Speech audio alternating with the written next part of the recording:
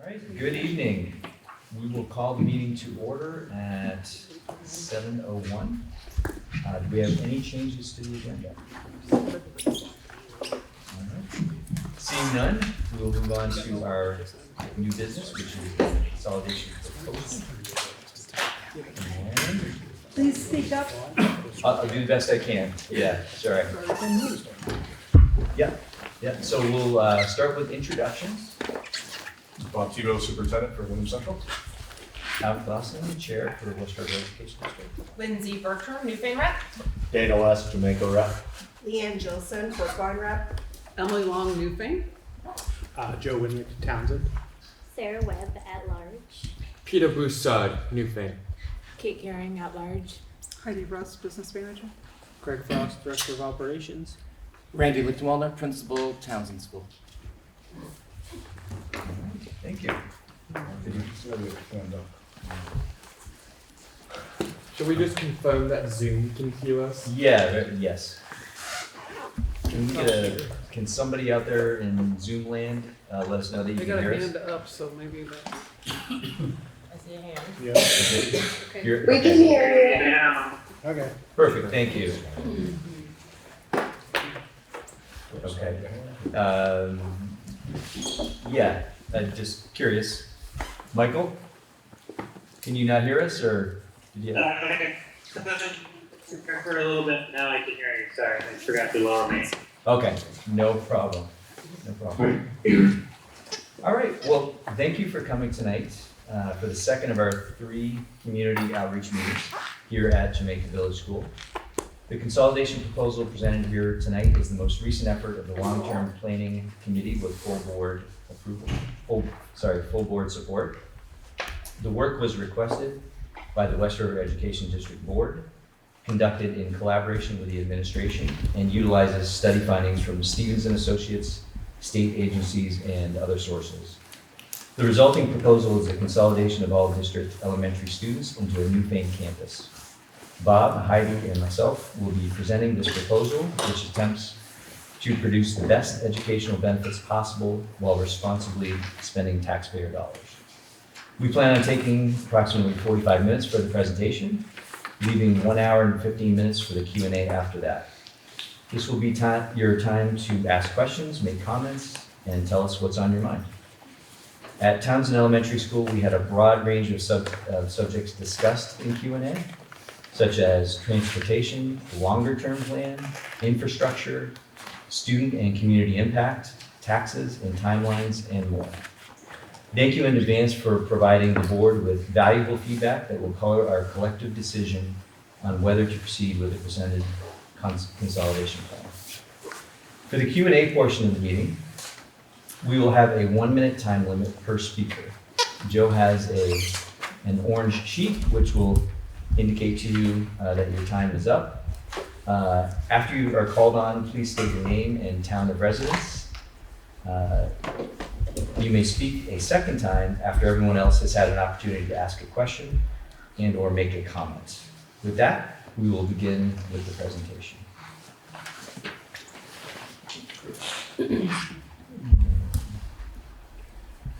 You're the slide master? Maybe. While you're waiting, can I ask a quick question? Is the Townsend meeting recorded somewhere that people can listen to their Q&A? And where do we get it? Yeah, so if you go to the Wyndham Central Supervisory Union website and you go to the far right top corner, there's a link to all the boards. If you go to West River, you'll come up with a bunch of different buttons. One of them will be recordings, which will bring you to the VCTV website where all this stuff will be located. This slideshow is also going to be available in there, in the set of documents as well. This is one new appendix in this slideshow that wasn't in the other one, so we'll update the one that's online after tonight's meeting as well. But all the documents that are in here and all the links that are in here, you will be able to access through this piece. All right, and Kate Schoner.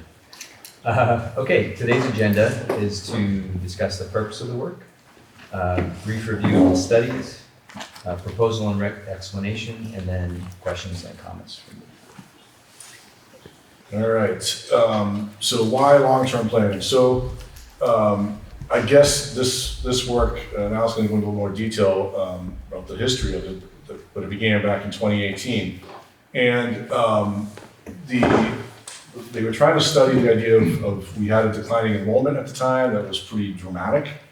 And, yet we had costs that were continuing to go up, driving up tax rates. And so we're trying to figure out, the board's trying to figure out at the time, how to potentially improve educational outcomes while simultaneously reducing cost. And so that became the focus of the initial study. This most recent configuration, because there's been a couple of different iterations of the committee, consists of several of the board members you can see up there, several of us from the administrative side, and of course, Stephen's associate staff as well, who were all part of this committee. So this is the iteration, the most recent committee. There's been others, and you can see the whole history of it on the website as well, on the West River Ed website. But I will speak to a little more history. Yeah, in a brief history, yes. So actually before the 2018, in 2016, we had Act 46, where the West River Education District was formed. And it was Brookline, Jamaica, Newfane, and Townsend, all merged together school boards. So then, yes, in terms of the history of long-term planning, 2018, we're folks that we refer to it as the hot June night in Dutton. Result of that came out of, yes, you remember. It's painful. One result that we did have that came out of that was that the sixth grade moved to Leland and Gray.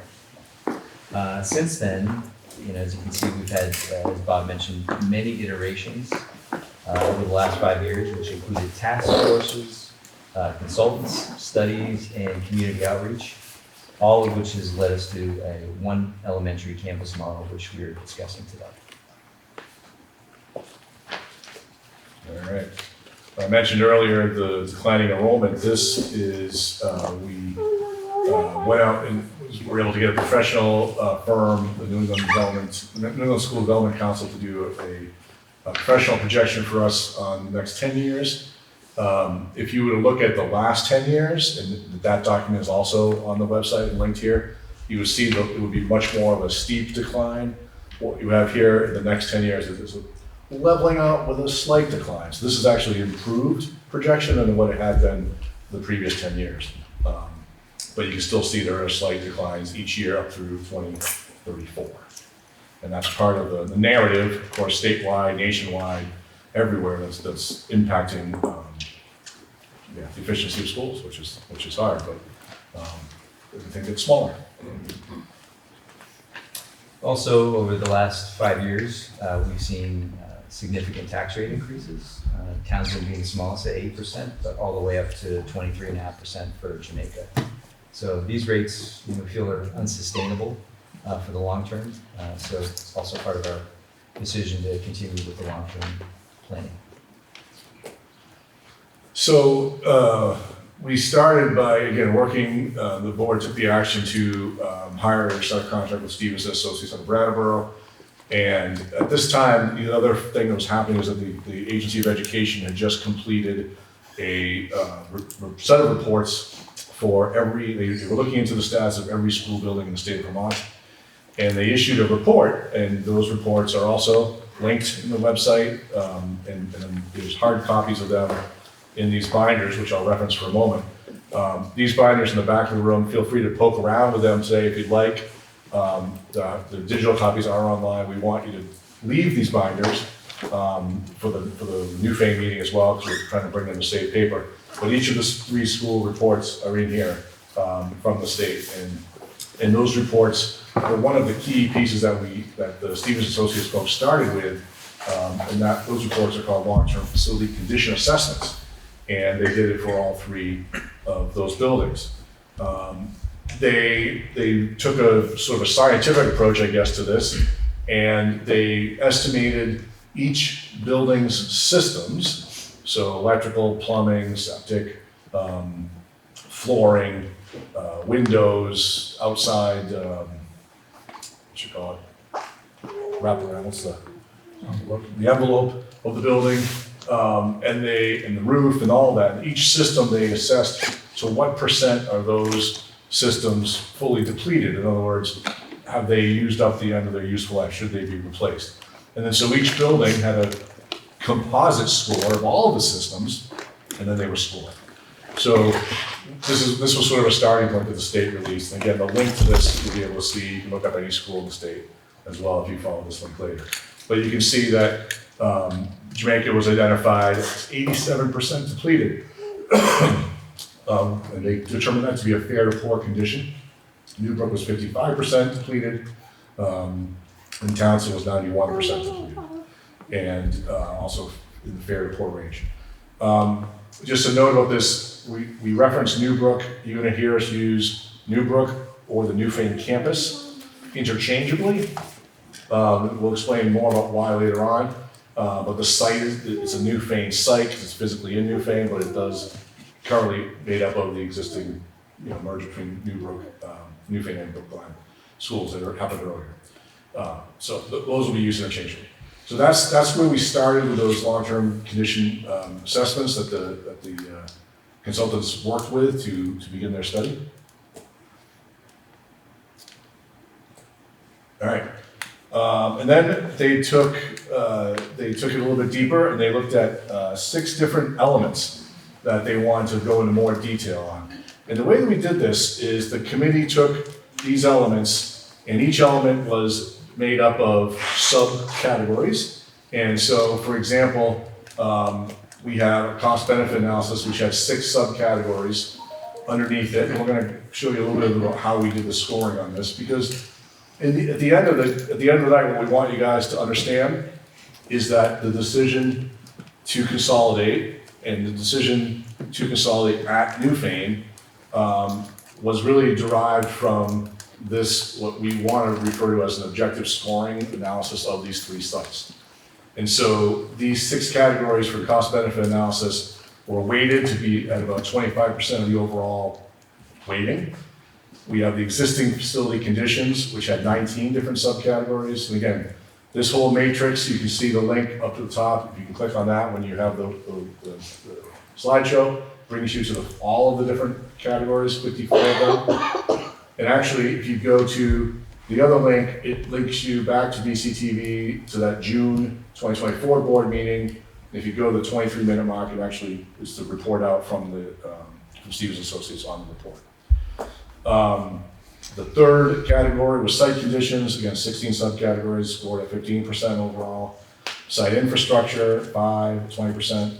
Transportation and accessibility had 3, 10%. And the school existing capacity and programming space had what we rated at 5%. And we'll talk more about that because we're going to do a slide on each one of these 6 so you can understand a little bit more about what it entails and how we got to these numbers. Those are the 6 that we started with. All right. So jumping into the first one, the cost-benefit analysis. We have a brief description of each of the existing buildings, size, year built, number of stories, and then financial considerations. We looked at the facility condition index that was noted, what the replacement value would be for the building, and then what are some of the immediate 3-year and 5-year needs for the building. These all represent how much we would have to spend in each of those buckets in order to stay on track with capital expenditures and maintain operations. And I'm just going to jump in there because I think this point was made last time. I think Emily made the point, and I'll do it proactively this time, was that a lot of these, the need for a lot of these repairs, and the reason these numbers are so high is that over the years, the board has made really hard decisions around pushing off building repairs and building maintenance to preserve student programming. And those decisions have been really, really hard over the years, but they've erred on the side of making sure the kids have what they needed from a programming perspective. However, as we know, that means that there's now some back work that needs to be done in each of those buildings. And so you see where it says immediate needs, that would be the amount of money you have to do immediately to get the building what it would need, and then 3-year and then 5-year as well. So. Yep, and so you can see pretty significant at Townsend and Jamaica, the amount that we would have to spend in order to catch up on those needs. And then the bottom section, which is the recommended non-renewable energy conservation measures, ECMs. The reason that we have such a quick payback on projects at Townsend and Jamaica is that those are just kind of low hanging fruit items where you can just pretty quickly get a payback on the project that you execute. But at Newbrook, most of those projects have been completed, so I think there's one project that we have has a pretty small payback, and it's a longer payback term as well. So, yeah. So as you can see at the top, each of these slides that we go over will show the score for each of the buildings. Jamaica scoring 21 out of 54, Townsend 26, and Newfane 54. 44. Sorry, 44. That would be 54 would be 100. So that's the score for this one factor number one. All right, factor number two is existing facility conditions. So this again digs in a little bit into the 5 year, now gets into the 5-year score. It looks at structural integrity, the maintenance history, safety and security issues, accessibility, the potential for future expansion, as well as code compliance. This one is worth 57 points based on the number of items that there were, and you can see the scores for each of the buildings. And down below, just a little bit of information to show you the size of the sites.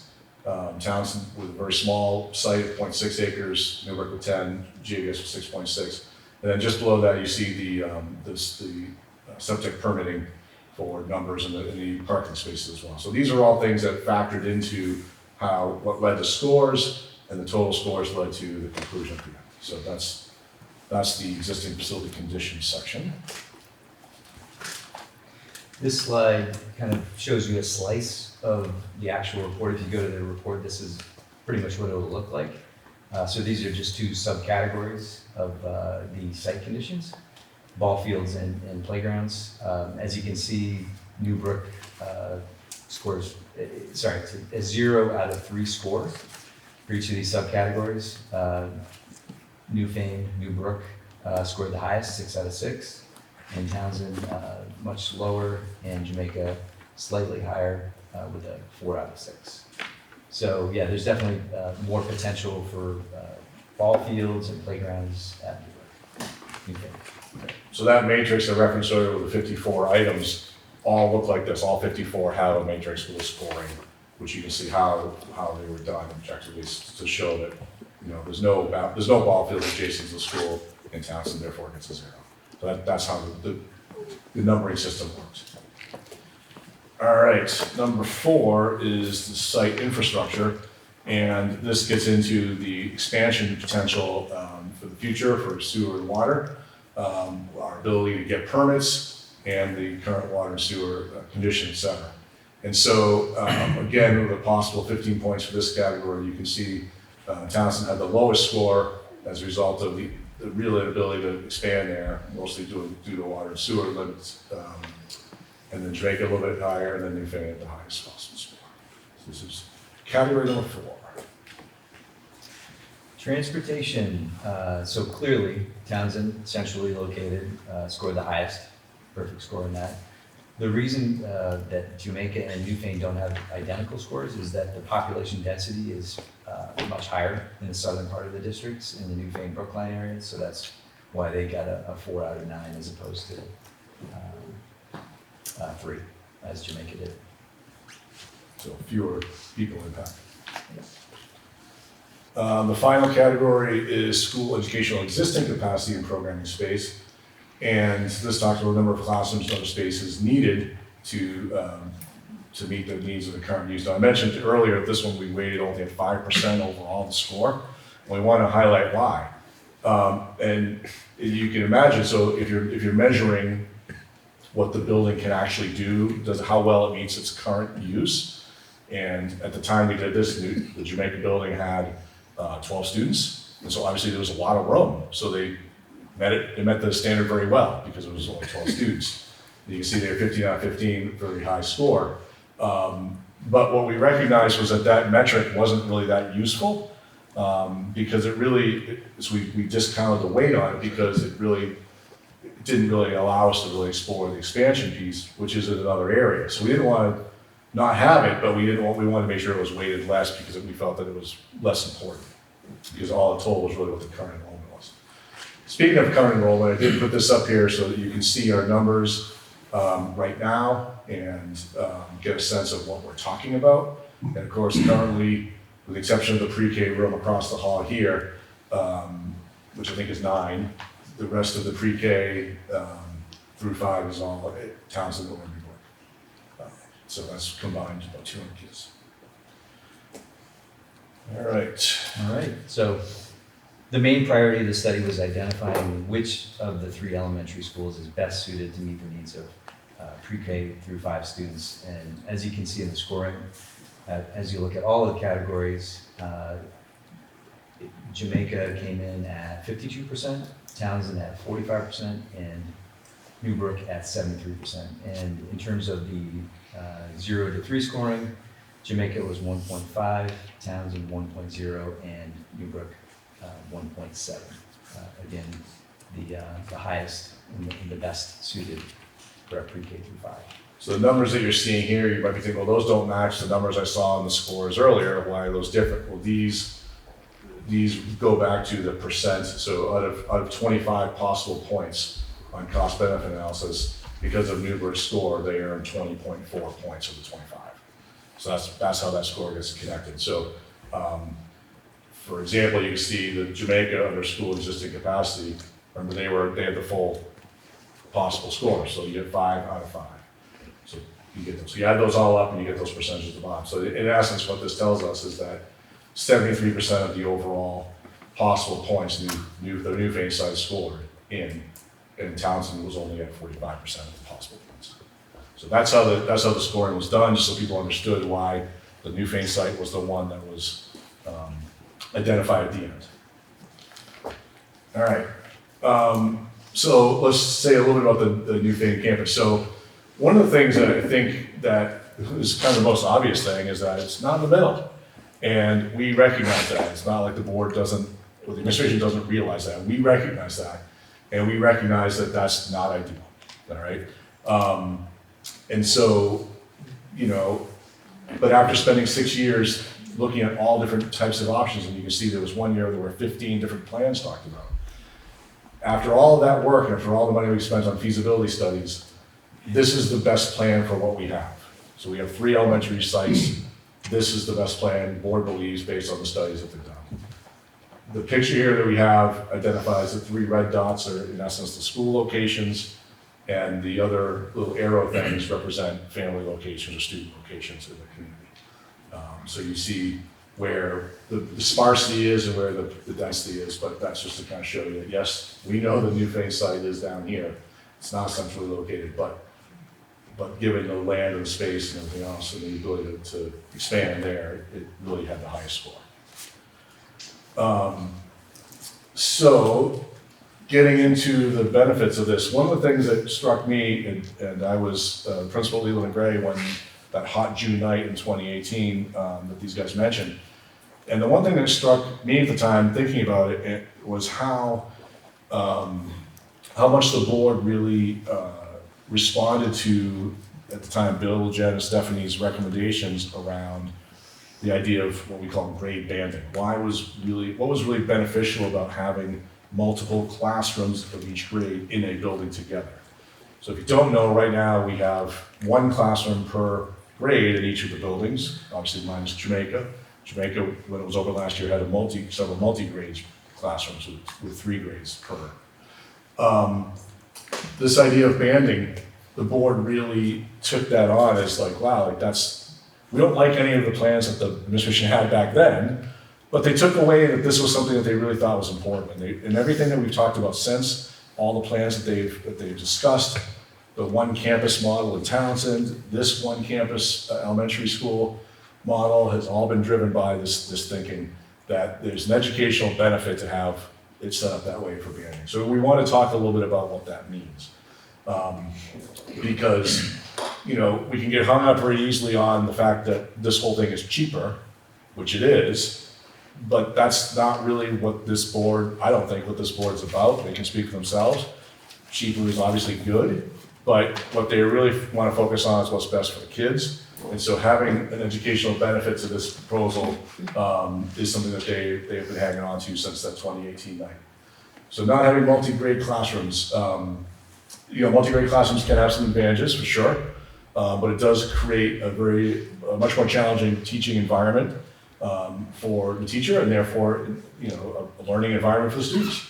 If you imagine, even 2 grades together in a classroom, which isn't that uncommon in other places in RSU, but if you imagine that, and you imagine that kids vary above and below their grade level, that range is probably more like 3 or 4 grade levels at least, right? It might get bigger as they get older, but early on, it might just be 3 to 4 grade levels. So you have teachers really trying to do one thing at a time with small number of students with that giant range. And it doesn't really allow for them to really kind of hone the skills in one particular area. So having single grade classrooms does allow for that. And yes, there's still gonna be kids who are above and below, but that range will be tighter. And so it's a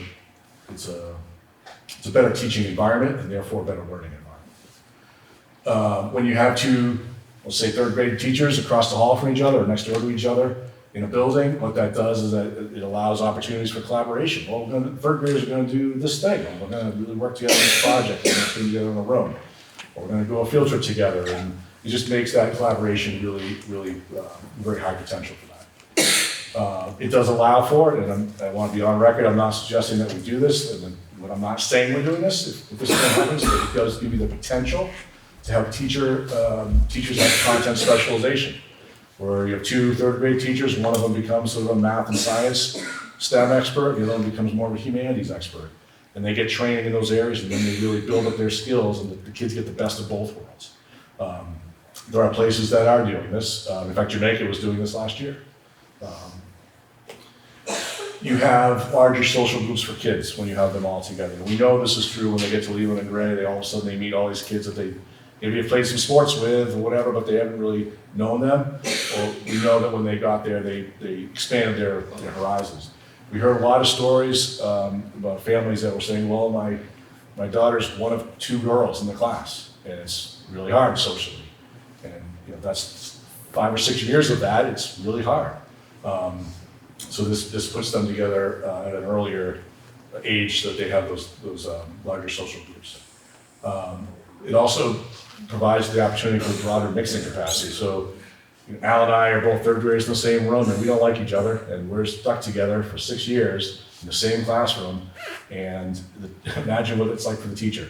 Well, now with 2 rooms, Al and I can be separated, and that whatever tension can be dispersed, and kids can have a better learning environment as a result. So that's what that's referencing. Okay, who's that battle? Yeah, well, it depends. You can outrun me though. Because, as I mentioned before, because the teachers are now working with a tighter band of grade level ability for kids, and they can put them together, you have other opportunities for enrichment and better opportunities for support as a result of that as well. So the 2 teachers can take all the 3rd graders, and now we can divide them up in ways that might be able to access some enrichment possibilities, which I know some of the board members were really interested in hearing about. And then, of course, with the larger groups as well, you have opportunities for more collaborative learning, including some project-based learning, which is something that a lot of the schools are very excited to do. So that gets into a little bit of the educational benefits of a consolidation. This isn't specific to being at the Newfane site, of course. This is just specific to being in one site. So that's that. But there are challenges. Yes. Al's going to talk about the hard stuff. And yeah, thanks. And even with the all of the great things that Bob mentioned, yes, there are challenges for sure. And we recognize there are challenges to the plan and have done our best to keep our student-centered mission as our North Star in guiding us. Here are some challenges that we have heard and identified as possible solutions to offset these challenges. So the first being increased travel time for some students as the site is in the southern portion of the district. One thing being looked into is the use of an express bus.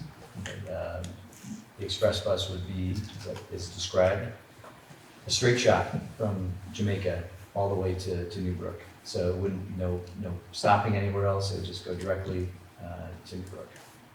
We could also adjust the start times as necessary. Again, these are all just things that we're thinking about as we formulated this plan to kind of offset some of the challenges. And that could include Leland and Gray as well, if need be, for transportation piece. And the loss of the hometown school. And as was mentioned by somebody shortly before this meeting, school is the people, it's not the building. Thank you. Loss of sense of community. You're actually going to gain a larger community for both students and families. So instead of everybody just meeting in the sixth grade as all the students kind of combined in middle school, we'll have known these people since pre-K. Not really. Transitions for many students. You also have many familiar faces to ease that transition. One of the things that we want to talk about, and we're not going to make any decisions about this right away, obviously, because the communities have to decide on moving forward with this plan. But one of the things we recognize, and one of the reasons why I referenced the Newfane site and not the Newbrook building, was the idea that we don't want people to think about this as Newbrook is absorbing other buildings. That's not how the board is thinking about it. That's not how the administration is thinking about it. We're thinking about it from the idea of branding. And whatever would happen, let's assume that this happens and this takes place, we'd have to think about what the new building would be called. It wouldn't be Newbrook. It would be something new and exciting. And so I had a little fun with AI and had to come up with some logos for us. We have the Leland and Gray Elementary School, we have the West River Elementary School, and then Jamaica's own Kayla Anthony, former Stomsky, was a staff member at Leland and Gray, came into my office while I was working on my slideshow, and she's like, yeah, what about if we use all the names of all the towns in the name of the new school? And so she came up with New Jembrook Town. She didn't want to be mentioned when I said this, but told Sue we were going to use it. Yeah, it's funny. It's just a trial, getting a little bit like, but the idea is, you get the idea. We would have to have some sort of branding for those kids and those staff to recognize that this isn't a bunch of people moving in with someone else. This is a new thing, and it would be a new thing for everybody. They'd be the river rats. The river rats. That's endearing. That's endearing. All right. So we wanted to also highlight, there's a lot of emphasis on the financial stuff for sure, but we wanted to emphasize some other challenges that are coming our way that aren't necessarily our challenges, but they're kind of. So one of the things that many of you may have heard of is right now there's a commission that was formed by statute last June and is currently meeting. It's the Commission on the Future of Public Education in Vermont. And there's representatives from all different groups on it, but they are charged with coming up with what the vision for public education should be. And when they figure out what that looks like, they will have recommendations about how to get there.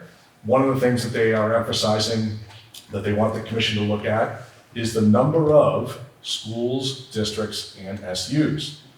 In other words, there's a potential that some of this consolidation could happen to us if we're not thinking about proactively doing it ourselves.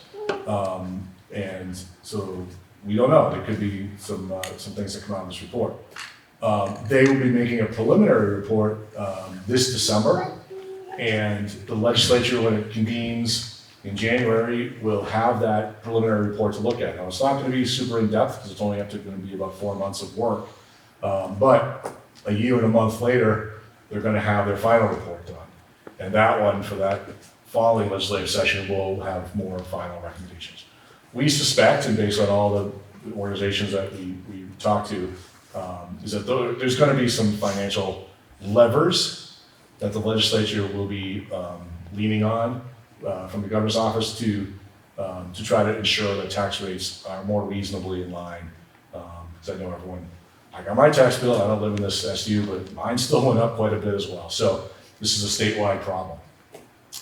One of the things that the bill that created this commission also did was it returned the excess spending cap for this coming fiscal year. This was one of those levers I mentioned that used to be in place. And there was a moratorium on it for a while after COVID, but in essence, that each school budget was developed, and you would divide your expenditures by the number of students, sort of. Well, I'm not getting into all the weeds, to come up with a per pupil cost. And the state would take a per pupil number that they established, and if your per pupil cost was higher, in order to raise taxes to meet that little bit, let's say it was $100 higher, if you wanted to raise your taxes to make that $100 up, you actually had to raise it $200 to get to that 100. And the other 100 went back to the state and was dispersed to other communities. So like a luxury tax, if you're a sports fan, you've seen how teams do it there as well. So that hasn't been in place for the last several years. It's coming back for this fiscal year, which is something this board is also cognizant of and frankly, probably a little concerned. Last year we had, what was it, 15, 14? 16% increase in healthcare costs. They're anticipating a similar increase this year as well for employees. And so that's a factor that's hanging out there that we will absolutely have no control over. Well, you have control over how many staff you have, but you don't have control over what their health insurance costs. So knowing that that's out there as well. And of course, you have contractual increases happening as well. So these are all things that are coming down the pipe that we're trying to be proactive around and thinking about. And I think, one of the messages, I'll speak for the board, I think they can nod if they agree with me, that, in thinking about how you take the resources of the community and use them on educating kids, you have choices. It's all about choices, right? And so you can save money in one area to continue programming in another area, or you can reduce programming in one area so you can do something else. We referenced it earlier. We reduced money going into buildings to save student programming over the years. That's led to some problems. Now we have money we got to put into buildings, but that's a decision that was made by the community, over the last 15 or 20 years probably, right? So what the board is thinking here is that this consolidation will save us some time while we think about what the longer term idea might be, so that we don't have to cut any programming for kids in the short term. I'll look for my nods. Is that what you guys are thinking? Yeah. It's a choice. And so, yes, it might not be ideal, but it might be the best option at the time, so that we don't have to have other reductions that actually impact student programming. So that's kind of those are the choices. And so I think that's what the board is thinking, that this is a better choice than that, which is why they're pitching this.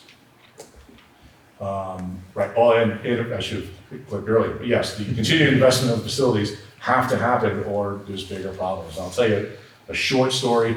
I was the principal at Springfield High School for a while, and when I got there, they had already been like 3 or 4 years or 5 years past the roof replacement, and they just didn't do it. They kicked it down the road, kicked it down the road, kicked it down the road. Well, eventually the gym roof leaked, and it was buckets of water. We couldn't use the gym. It poured in. It flowed downstairs into the basement, which was classroom space. It lifted the VCT tile, which had asbestos in it, which was fine while it was standing, but once it lifted it, it was now airborne. So they had to take the whole downstairs, do a whole asbestos abatement. In other words, it cost way more money because they didn't do the job they should have done first. So by kicking it down the road, they ended up spending a lot more later on. And that's the lesson that it's a gamble, right? And it's a gamble that sometimes we win, sometimes we don't. But that money is still going to be due. And you can see each of the items that are outlined in those reports from the state that show what those investments need to be. Some of them have been done since the reports have been made, but not a lot of them. And I think if you went through there, if you had a pretty good eye on what things cost, you might even realize that some of those costs that the state estimated are on the low side. Actually, it's quite a bit higher. So that's my pitch on that. Talked a lot there, sorry, Alan. That's all right. And so what are the financial implications if we implement this plan? I want to highlight at the top there where it says draft, right? So this is based on preliminary information. If approved, we'll dig much deeper, but for what we have right now, let me start with the top box, which is the year one costs and year one savings. So the year one costs are higher. We have some one-time costs, which would be things such as design and permitting, concrete, paving, pre-K plate structure, water, sewer, etc. This is all in getting the modular in place at Newbrook. So the year one savings would be $1,050,000, and the net savings after you take out the expenses for the one-time savings as well as the lease would be $214,500.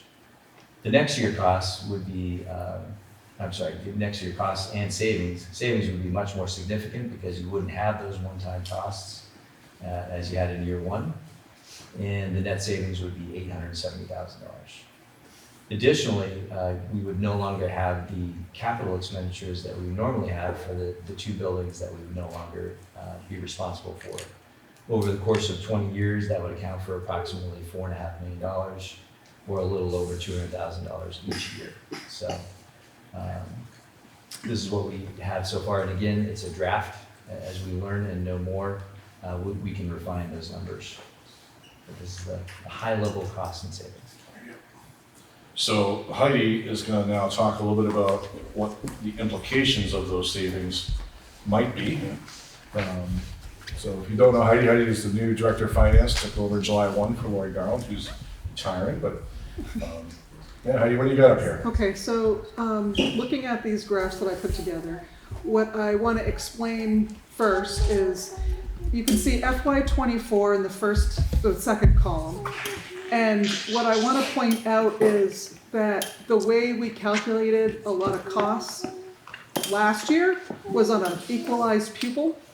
That has now changed to a long-term weighted ADM. So that column that shows on the bottom what the long-term weighted ADM was based on a state figuration, so that we could do some comparisons going into fiscal year 25. So fiscal year 24 shows at the top what the year-over-year budget was, and then the offsetting revenue that we received, and then the voters voted and approved the $12,701,688 budget. If we had had long-term weighting, it would have led to a per pupil cost of $16,929. So then in 25, this current year, the expenses for year over year went up just over $1 million to $14,595,562. The offsetting revenues are going down significantly, and that's state funding that's been slowly decreasing for $681,791. So the voters all voted and approved the current budget of $13,913,771. Now, based on that approved budget and looking at what our long-term ADM was, which this new calculation did help us in a lot of ways, our pupils are decreasing, but there's 4 different things that the state is now weighting, such as poverty, sparsity in rural areas. So that was what they calculated our long-term weighted ADM on. So based on what our education spending was and the yield, which we have no control over, the state determines the yield based on the education funding. So they won't, the legislature sets that yield in June. By December 1st, we are given an estimate, but it's not anything written in stone. It can go up, it can go down. If it goes down, it increases your taxes, it increases the per pupil cost. We're expecting, or I should say there is some thought that it's going to go down because the governor has sent out a letter saying that there's a huge deficit in the education funding bucket, so to speak, and so it's realistic to think this number could go down. So with the current calculations, your current per pupil costs this year are $16,391. What I was asked to show is what would have happened this year if we had, done something like this consolidation and it had impacted this year. So in the next column over, I'm showing numbers with if it had been one school. So it's taking into account the $1 million, $50,000 savings. I did not decrease the cost of the modular because currently the board is sitting on reserves that are around $1.3 million. So that's due to the last few years of having ESSER money and using some of the ESSER money to help fund things that we were already doing. And then there's been positions that have gone unfunded. So the board has been able to save some money. If the board had went to the voters and asked the voters to approve spending some of that to pay for the modular, that would be outside of your budget. So I subtracted the $1 million savings, that again is an estimate, showing the same offsetting revenue, and it shows that you'd save $1,050,000 to a $12,863,771 budget, the expense budget. So going down to the next graph, it shows using the same long-term weighted ADM, the same yield, your cost per pupil would be $12.37 lower. So that would be a 7.5% savings. I think, again, it's important to note that I'm not using future numbers because there's a lot of things that are unknown for this coming year, as Bob mentioned. We don't know how much the health insurance costs are going to go up, but we do know, I mean, it's been thrown out between 14 and 18%. There's teachers in negotiations, so we don't know what teachers' salaries are going to increase or any of the salaries. So we don't know what the yield's going to do. So again, I took all these numbers and I'm basing it on current known accurate numbers right here.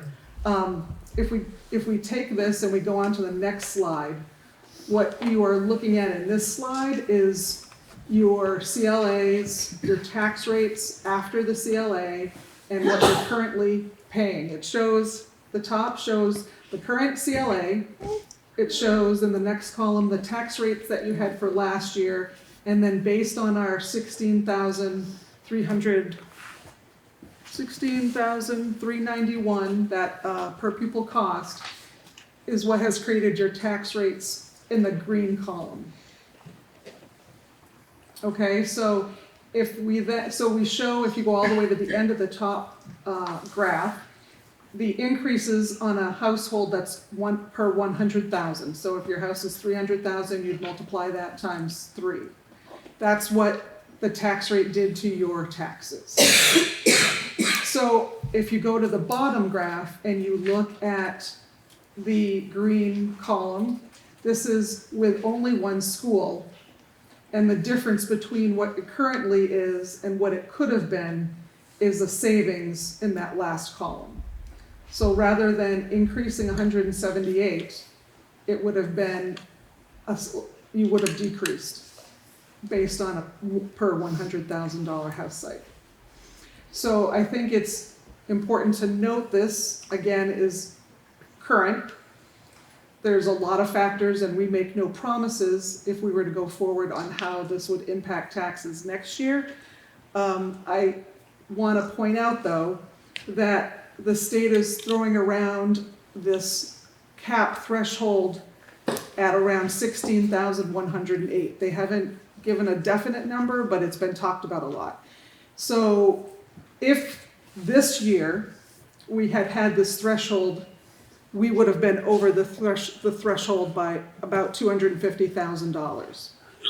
That's what the board would have had to cut if they wanted to stay under the penalty. And what I can tell you is that if we'd had this threshold and we were 250,000 over the threshold, that amount would have been calculated and your tax rates would have gone up another 3 cents. I had someone at our meeting last week throw out and say, well, what happens if we do nothing? What happens if next year, we're $1,000 over the tax threshold? So if it's 16,108, what if it would be 17,108? So I didn't give I didn't have the calculations in front of me, but I did do them today.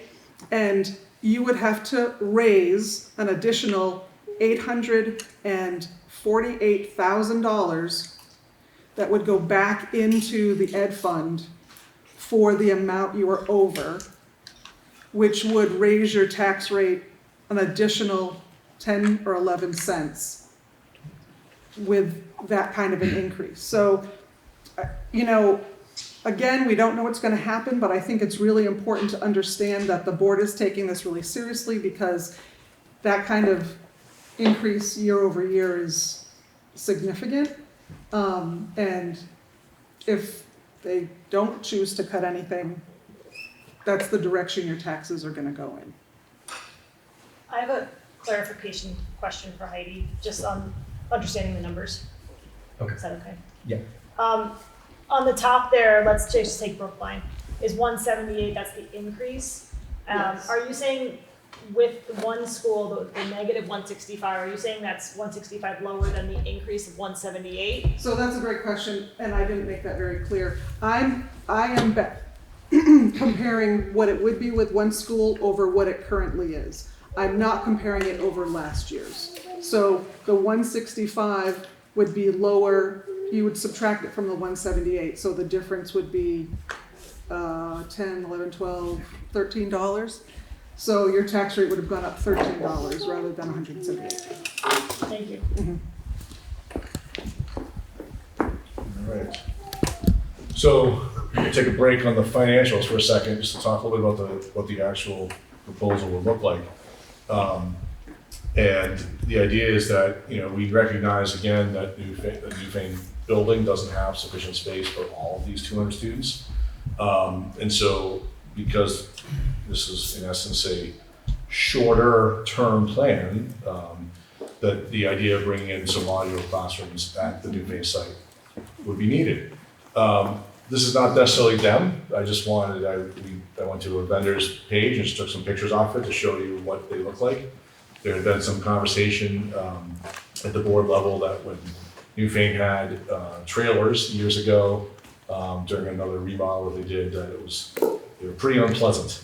And not that these are, you know, beautiful looking, but they are significantly different than they used to be. There's some additional pictures that Greg had found on another vendor site that are in the appendix. You can check those out as well, so you can see what the inside and the outside might look like. All right, so this is what it could possibly look like. This is an aerial view. The white section cut out there is what was provided for placement only of the actual size of the. Not placement, for size only. Or for size only. Sorry. Not for placement. Well, sorry, it's a technical term, but it's for placement only. Yeah. Yeah, it would be probably more in an L shape as opposed to, so you would not have that infringement on the ball fields as it's currently shown. Again, engineers would have to make the final determination on exactly where it will be, but yeah, that's not the final location.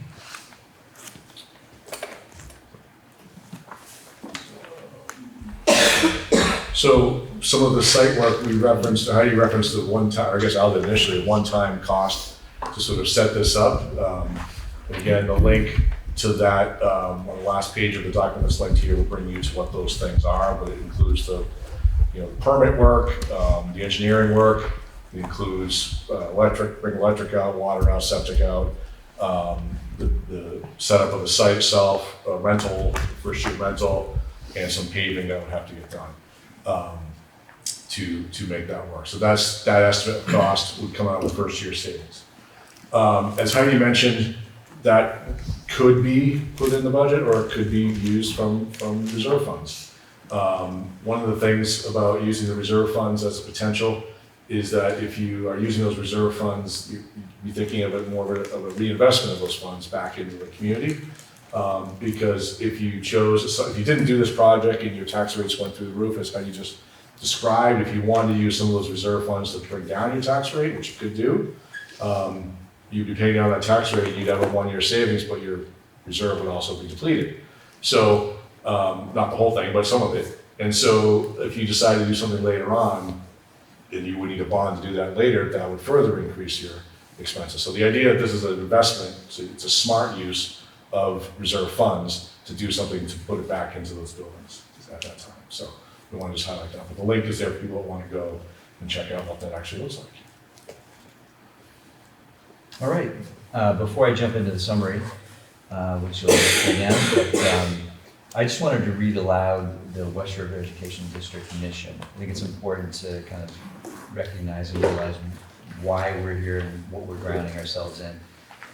In West River Education District, all students will have an outstanding educational experience in a safe and welcoming environment so they may achieve and surpass their learning goals. The West River Education District is responsible to the needs of its community and provides the necessary systems, staffing, and resources needed to ensure that all of our students will become informed, empowered, and engaged global citizens. So, though imperfect, this is our goal with the consolidation plan, what is in the best interest of our students. Here's a review of the benefits of the plan.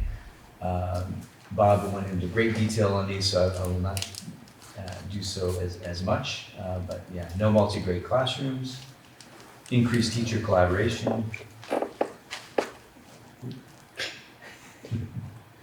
possible teacher specialization, larger social groups for students, broader mixing capacity, better opportunities for support and enrichment, increased opportunities for collaborative learning, including project-based learning.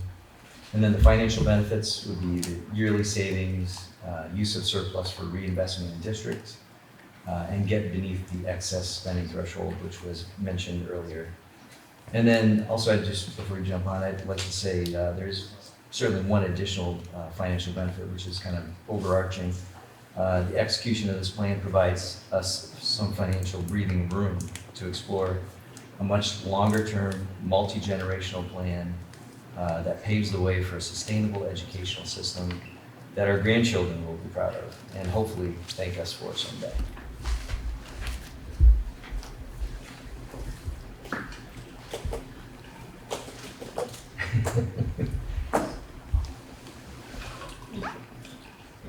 All right, here we go. So, looking back at our Articles of Agreement, what does this mean? So, Article 14, school closing. No elementary schools will be closed within its boundaries after the effective date of merger unless the electorate of the town in which the school is located consents to closure. Closing the school means the unified board will no longer use the facilities and the provision of direct educational services to students. And that's why we're here today discussing this with you. Another article note that we had questions about is from Article 7, which has to do with real and personal property owned by the district at the time of the merger. And you can see that if in the event that at such time as the board determines the discretion of the property will not be used in direct delivery of services, the district shall offer, so it's a shall, okay, that's the first thing, for sale such real property to the town in which such real property is located for the sum of $1.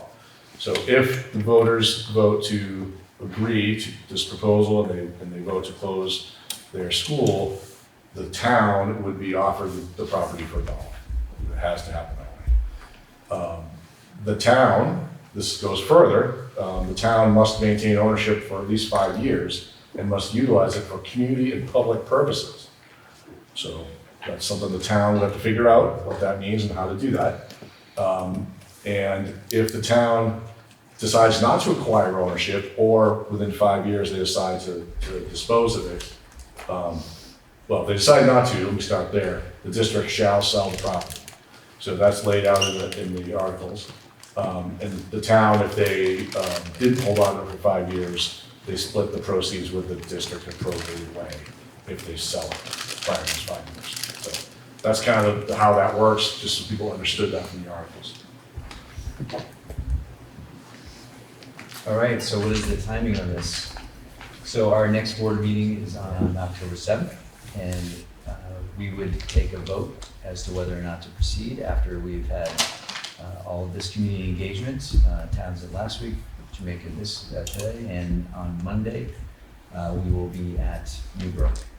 And so, yes, we'll vote based on all of this feedback. And then on November 13th, which is 30 to 40 days out, we would have election day. There's a 30-day reconsideration period, which would bring us to December 13th. And then in January, we would start to build the budget. And then in February, budget adoption by the board. So this is kind of the timeline we've set out.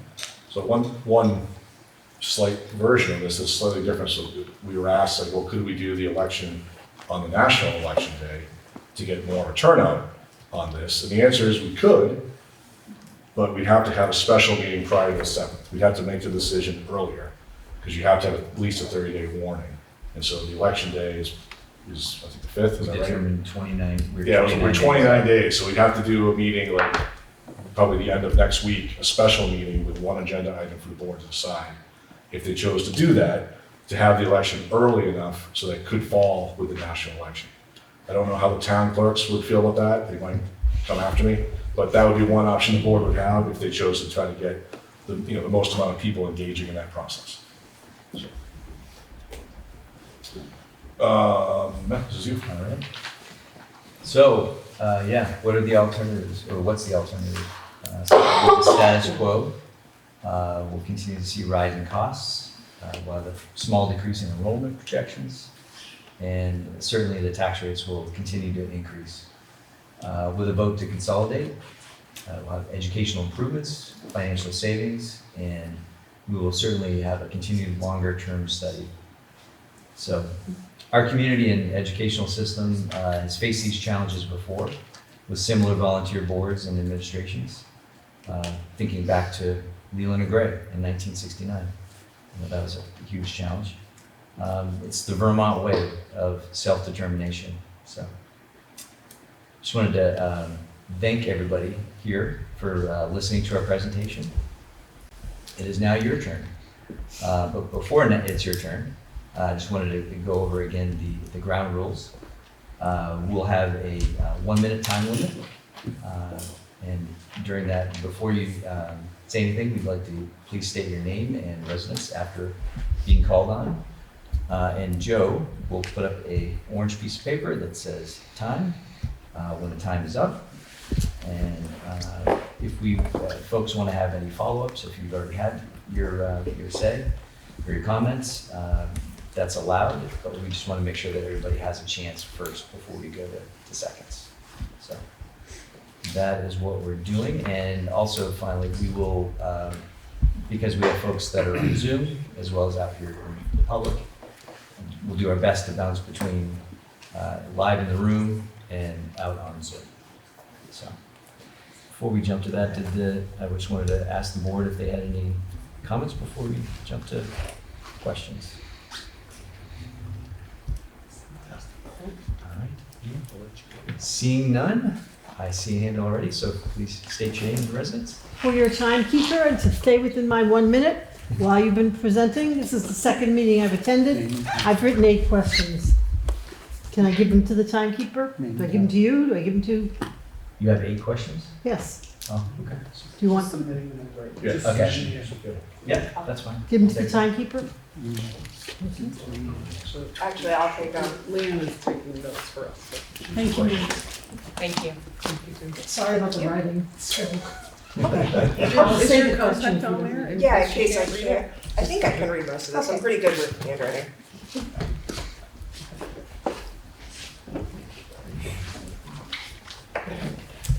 Okay. Oh, we do have somebody out on Zoom. Abigail Pelton is on Zoom.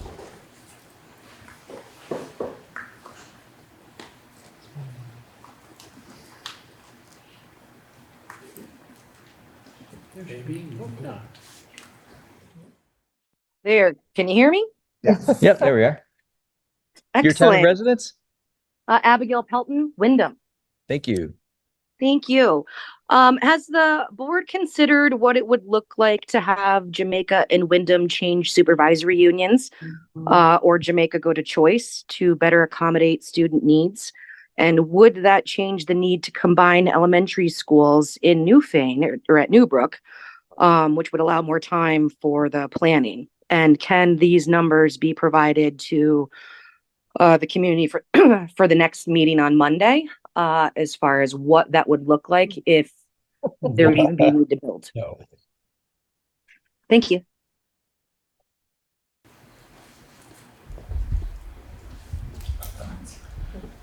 I mean, I guess the question is, The question is, has the board considered allowing Jamaica to leave the SU? That was the question, in essence. Yes. Right? Just want to make sure I have the question correct. Jamaica and Wyndham. Right, well, I mean, in either case, the board has not discussed that. That would typically come from the towns, I think, to request that. Yes. That has not come to the board from either town at this time. It just seems as though this major push to have to consolidate to Newbrook occurred after both Wyndham and Jamaica students had to, move their students to Townsend, or some of their students. So with that, has that been a major impact in moving this along? I believe it should be. And if so, what would it look like, since these students have been through so much already, to be able to have an option for the community to at least prepare and plan on an alternative option for their students? Thank you. Abigail, Dan West here. You have choice if you're in Wyndham. Wyndham Elementary has choice. Grades 7 through 8 are in 7 through 12. 7 through 12 are in the district. But as of this time, since you guys agreed to close Wyndham School, you have school choice. Jamaica hasn't gone after it. And I do believe it would have to go to a vote amongst all the towns within the district. So Jamaica, if they voted yes, and Townsend and Newfane and Brookline voted no, we would not be able to get school choice. Right, I understand. But what I was asking for was, in the long-term planning for Wyndham families that chose Townsend, they're now having to choose further away. And that is something has been agreed by everyone, very challenging. So with that in mind, of the students being first, this may be the path that's been investigated the most or researched the most. But is there a possible path for families of Jamaica and Wyndham, who've both been impacted by their schools not being open, and what their future education for their children will look like? The only thing I say is some of these conversations have been going on longer than Wyndham and Jamaica having closed, which were very recent, particularly Jamaica because of staffing. This process had begun long before that challenge came to the board. So could it be part of a longer term conversation? Sure, it could be. It has not been at this point, though. Okay. Oh, yes. Good evening, Francine Hanley, Jamaica. My first question is for Heidi. Heidi, is there a copy of the charted information that you put up on the slide in here that I could just take a snapshot of? No. Bob, did you put that slide in any of the books? I No, know it's on the website. It's on the website. I could also, if you want to leave me an email address, I could also just make sure you get it specifically emailed to you if you like. It's kind of hard to see, and it's one of my major interests, but it is on the website? It is. So if you go to, Okay. again, if you go to the Wyndham Central website, upper right corner, it lists the boards, click on West River, you'll get a pop-up option, and there should be one for long-term planning. If you click on that, there should be a document section, and you should be able to find the slideshow. Okay. The other question I had, which is, since for many years I drove from Jamaica to Brattleboro in the early mornings through all kinds of weather, has there been any thought of any kind of transportation safety study to see if it's actually safe to put little children on the bus and travel that road to Newbrook in the dead of winter? I mean, there's no airbags, there's, limited safety facilities on the school bus.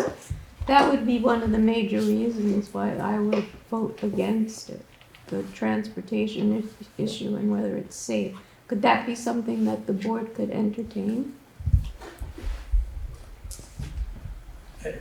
Where in particular, because we have students that go to Newbrook every single day. Are you talking about a particular From stretch of it? Jamaica, I'm talking about the river road mostly. Yeah. The road that goes, once you get into Townsend and head south, goes from Townsend to the Newbrook Road. I mean, to me, it's a treacherous travel I for travel young with every day as well, children so. in a limited safety vehicle. Yeah, one thing I will mention is that we do have, Newfane is the host of a special education program that is open to students from all over the SU. And we do have students prior to Jamaica closing temporarily this year who came from Jamaica and were bused there as part of regular transportation. So it's not new, it's been going on already. On school So, bus, on on school the bus, yellow yeah. school bus. Yep. Yep. So the board determines it's safe, as safe as it can be.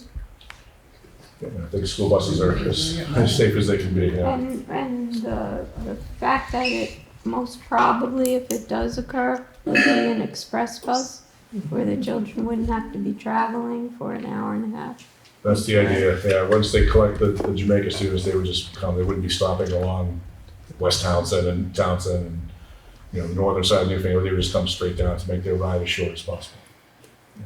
I also, this is more of a Yeah, oh, it's my time? Very fast. Oh, sorry. Well, thank you for entertaining. Hold that question. You might get You'll get another. Randy, anybody in Zoom? No? No? Okay. Yeah. You got one. Oh, no hand, but, We did not Sorry, I don't know explain how to raise my hand. I apologize, yes. For anybody out in Zoom, if you do want to ask a question, please raise your hand, which is under the reactions portion. Yeah, sorry, go ahead, if you want to state your name and town. Sure, I'm Rachel. There we are. I'm in West Townsend, and I just kind of want to piggyback on that because it's relevant. Pre-K would be driven by parents. Is that correct? To the one school? Yep. Yeah, there's no transportation here. Yes, to answer your question, yes. Okay. That's all, thank you. Thank you, Rachel.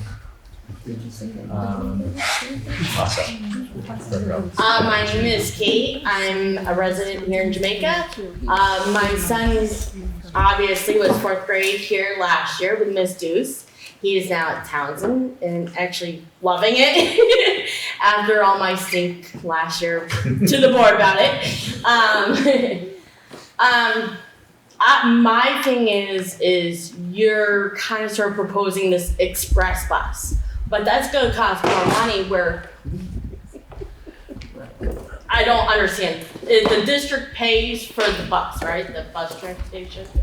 So what the case is right now is the school bus that my child rides every day is always broken. I can't say always, but 9 times out of 10 is broke down. So then we get a text halfway through the school day, or even at the end of the school day saying, pick up your child. I just got a car, just got out of the shop.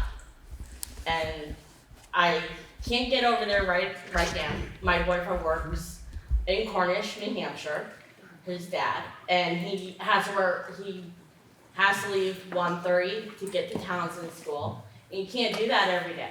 He's the only one working at the time, right now. Do you have a question? I'm sorry. Well, why can't we just go and purchase newer buses or fix up buses that we currently have instead of the express bus?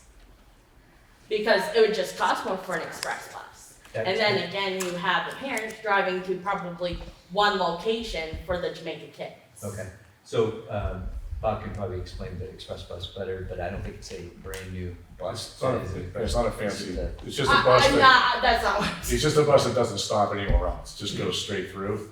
But your question is like, if your concern is that some of the buses aren't in best repair, is that what I'm hearing you say? I guess that's what the thing is. They're not We hear that, and I'll talk with Greg more about that, because that's certainly a concern. We don't own the buses. Right, no, I understand that, but I don't know how that, like, if the school helps pay to repair the buses, or that. No, we have a contract with the company, yeah. Okay, I didn't know if that was a contract, but also, like, the woman over there had said, the treacherous. I actually had a rollover accident on the S curve there and headed towards Newbrook, and I was pregnant with twins at the time. So my thing is safety, too. Thank you. We'll come back to you with a call. Okay. Did anybody else on Zoom? I don't see any hands. No? All right, Tom. Thank you. Tom Tolbert, I'm a Jamaica resident.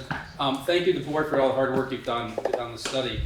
I think, I've talked to a lot of people in Jamaica, and I think it's a little upsetting that we haven't discussed it all, or you haven't considered school choice for the town of Jamaica. I know what the laws are, and that we have to do the votes and all that, but I think from a tax standpoint, from a travel standpoint, it's just something that should have been thought about and considered for the residents of the town, just because we're having to send our kids. If you looked at the map, up there, there's the concentration down in Newfane, there's the concentration in Townsend, and then you go up and the concentration is far less in Jamaica. And the other towns around Jamaica, Winhall, Londonderry, Wardsboro, all have school choice. So it hurts our property values too, because we're kind of at the edge of the district, whereas you're towards Brattleboro, and it's a totally different thing. So just thank you for the work you've done, but I wish you could have considered that. Secondly, I just wanted a little clarification on what the process is around the vote, so you'll approve to move forward, and then the towns will all vote on that? Yeah, if the board hears, well, they'll take in the feedback. If they decide to move forward after the feedback, then they would request that the two towns that would be potentially closing would have votes. Okay. So that would happen this fall, and then they would know how to move forward with the budget based on that. And my third question, just real quick, if the town does buy back the building, then we take on the responsibility for the $765,000 in repairs? Yep. So that just basically you're shifting the burden from your board and to the select board, just basically saying you need to pay for that? Yeah, and that's a challenge. I think that's a challenge that towns would have to know. But as Wyndham has gone through this as well, their recent closure, one of the pieces of advice we have is that even repairing a school, running the money through a municipal tax model versus running it through a school tax model is very different. And your money can actually go further through the municipal side than it can on the education side. But yes. I've been on both sides, I guess. So but your answer is yes. The answer is yes. The town, if they agree to take it, would have to deal with the maintenance on it. Okay. For sure. Thank you. And Randy, anybody out there? No? Okay. Somebody help move hands. The screen sharing still going. Say again? Screen sharing. Oh. Okay. Or? I think we probably want a good example right here where you have to refer to it for a question. Yeah, I think it's fine. Did you have a question besides that? She's already spoken. Oh, no, that was already spoken. Okay. I think I did see your hand first, and then I'll go to purple and then Jackie Brown from the town of Jamaica. I would just like to echo some of what Tom said, and getting a discussion going about school choice. I would guess that there's a lot of people in Jamaica who would like to see school choice, especially as parents are gravitating their work towards Manchester, Bennington, Winhall. For example, Winhall, the Mountain School of Winhall is half the distance to Newbrook. And I understand that if Jamaica residents wanted to consider not approving this and going towards choice, that it wouldn't just be our decision, all the other 3 towns in the district would have to let us out based on a ruling that was coming from 1969, I believe. So 1969 is a long time ago. It seems unfair for us to be beholden to a law that was made so long ago. So I know that's not your responsibility, and I see the value of what you've put together, but what would be a path to allowing Jamaica to have choice? And how would that impact the decisions you've made positively or negatively? thank you. Yeah, CJ King, Jamaica. I just want to clarify, I just want to understand a couple of things. So I think you said something about if closing a school is up to the actual town, not the other towns in the district, is that correct? So in other words, if Jamaica chose to close its school and Townsend didn't, this would not go forward? We would have to reevaluate. You would what? He said we'd have Yeah, to reevaluate? That's what he said. Okay. And my second question is, you were talking about this being a sort of short-term solution. I don't understand that. What are you saying? What are you thinking that this is not a more permanent solution? What's the bigger conversation? Yeah. Yeah, no, great question, and that is certainly something that we will work towards. As we mentioned, the longer term planning will continue based on what we hear from you and what we decide on moving forward with this shorter term plan. And what the state has to say. Ideally, we would have something more central, more in the Townsend area and one campus, not just one campus for the elementary, but one campus altogether. I mean, ideally that would be best for all students. But again, that's something that is much further down the road. I don't think we got into any aid from the state, but there is no construction aid from the state currently. I think there's been a moratorium on that for 10 years or so, longer, 20? 25 maybe. Yeah, so it's, that's a difficult thing to get into. It's, as you may know, construction So is very my expensive. question is, so ideally you are hoping that this is perhaps temporary and that something more central could happen? Okay, that's what I was trying to Yep. figure out. No. Thank you. Sure, no, just to piggyback on that a little bit, I just want to reiterate what's already been said, is that there is a lot that is currently kind of up in the air at the state level. And obviously, we have no real control over what is happening at the state level, but we will obviously be affected by it. And, that will come into play. We don't know what it looks like yet. We don't know what that means. And if I can just follow on that, thank you for that. The construction aid that Al mentioned, the school construction aid, that was a program that the state had for many, many years, and we've taken advantage of that in the West River Valley and everywhere around us. It's under consideration again, serious consideration. There's a study committee going on right now. There's been an assessment in the whole state of the facilities, the state of our school facilities, and all of that is being taken into consideration. And there's I would say, very serious look at starting the program up again. And I don't know what it would look like. Likely, it would be something, because it's been thrown around a lot, it would likely be something that included merging, so, which we would be doing, right? We would be merging into one. So they're going to be, it's something worth watching. And for us, if that's the next step, being able to get some state aid to help with some of the costs, which we haven't had in so long, that makes it makes sense to wait and see. And that is ongoing right now. And actually, what I've been told from folks at the AOE, the Agency of Education, is that districts and SUs or schools that have plans and are actively thinking and being proactive about this are going to score higher on their rubric when it comes to divvying up whatever funds they come up with. So yeah, so if you're just sitting back and waiting, you might not get some of that money. But if you're being proactive and you're thinking about how to maneuver through the landscape, they will view that as favorable. So I think that's kind of what the board is trying to do as well. Yes. Michael. I believe Rachel's Michael. already. Thank you. Go ahead, Michael. It's Michael Pelton from Wyndham, Vermont. There's been a number of studies that have indicated that poor outcomes for children, especially for elementary students, occur when transportation times exceed 30 minutes. And I'm wondering if we're really taking that kind of stuff into consideration. We're thinking about, I know you're talking about the express bus. What I would assume that would be is all parents are to drop their students off at one location and the bus goes from point A to point B to try to reduce transportation times. Maybe that's an option. I don't know. But the other piece that I'm thinking about too is it looks like you're saving money by not funding deferred maintenance effectively. It seems like there's about $200,000 in savings a year. We try to equate that in, $1 million over a number of years. But really, we're not really saving any money. We're spending money to theoretically save money, but we're not really saving money. We're kicking a can.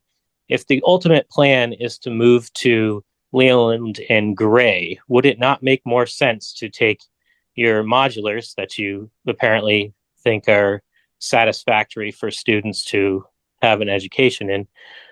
Wouldn't it make more sense to put a bunch of those down in the lower lot at Leland and Gray or something like that, so that we don't have to increase transportation times and affect students across multiple areas in our supervisory union. Thanks. Thanks, Michael. All right, so I think we've already talked about the express bus. Yes, that would be our consideration for decreasing the amount of times. I would think of it as you're taking an airplane ride, instead of having 2 stops, you just direct flight all the way from Boston to LA, straight shot. In terms of, what was the second thing? Facility. The modulars. Oh, modular. Yeah, I mean, we're talking about a middle school, high school versus elementary school. So I think it's kind of apples and oranges. Wasn't that what your proposal was? No. The long-term plan is to consolidate all the campuses onto one campus, i.e. elementary school, middle school, and high school on one campus? And if that is the case, would it not make sense to not have to fund an extra building, that including Newbrook, and the deferred maintenance that also is accrued with that building, even though it's lower? Wouldn't it make more sense to just keep everything in a more central location? And if that means in the short term putting up modulars at Leland and Gray, you're still getting everybody underneath that one roof, which is the long-term plan. And you're already sending kids down to Sorry, go ahead, towns. Uh, so the issue you'd run into there is you would need a well, you'd need a new septic, you'd need everything, because you'd have to replace everything. So the advantage of going to Newbrook is Newbrook has a septic system that can handle way more than what is currently there. And so you're able to tie into that. You're able to tie into their existing well. So if you were to put just a bunch of modulars down below, you would need to do twice as many. And so it just, you know what I mean? It's just it wouldn't, it just doesn't work there. I mean, the previous to this was looking at making Leland and Gray a single site campus. It just doesn't fit. So you'd have to, there's parking issues there. There's multiple issues there that made that site not viable in some of our other previous studies. So that's kind of the issue there is you got to have all the pieces to that. So you can't it's not just throwing modulars wherever you want them and they work. It's placing them so that they tie into your existing systems and function. Right. Can I follow up, please? Briefly. Okay. Yeah. So, but I mean, my point is if your plan ultimately is to move the whole kit and caboodle down to Leland and Gray, would it not make sense if you're going to spend the money on a septic system and a well? Wouldn't it make sense to just do it? That's not the Michael, plan. I think You're making the Greg assumption said. that is the plan, and that is not the long-term plan. You would need to get down probably over 100 current students to be able to make Leland and Gray work as a K-12. Leland and Gray does not function as a K-12 facility.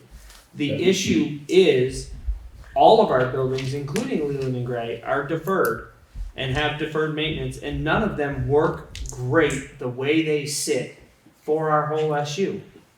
So the goal is that construction funds would come. We would start to save some money, which after year one, it's not $200,000, it's potentially $1 million, and you start to save some money so that you can look at when construction funds come.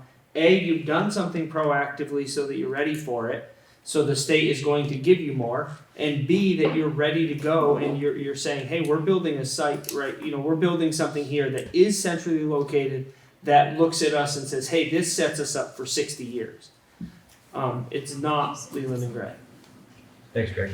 Bob, did you have No, good. All right, I have hat and then blue shirt. Sorry. All right, Jason Morin from West Townsend. I just have a smattering of questions.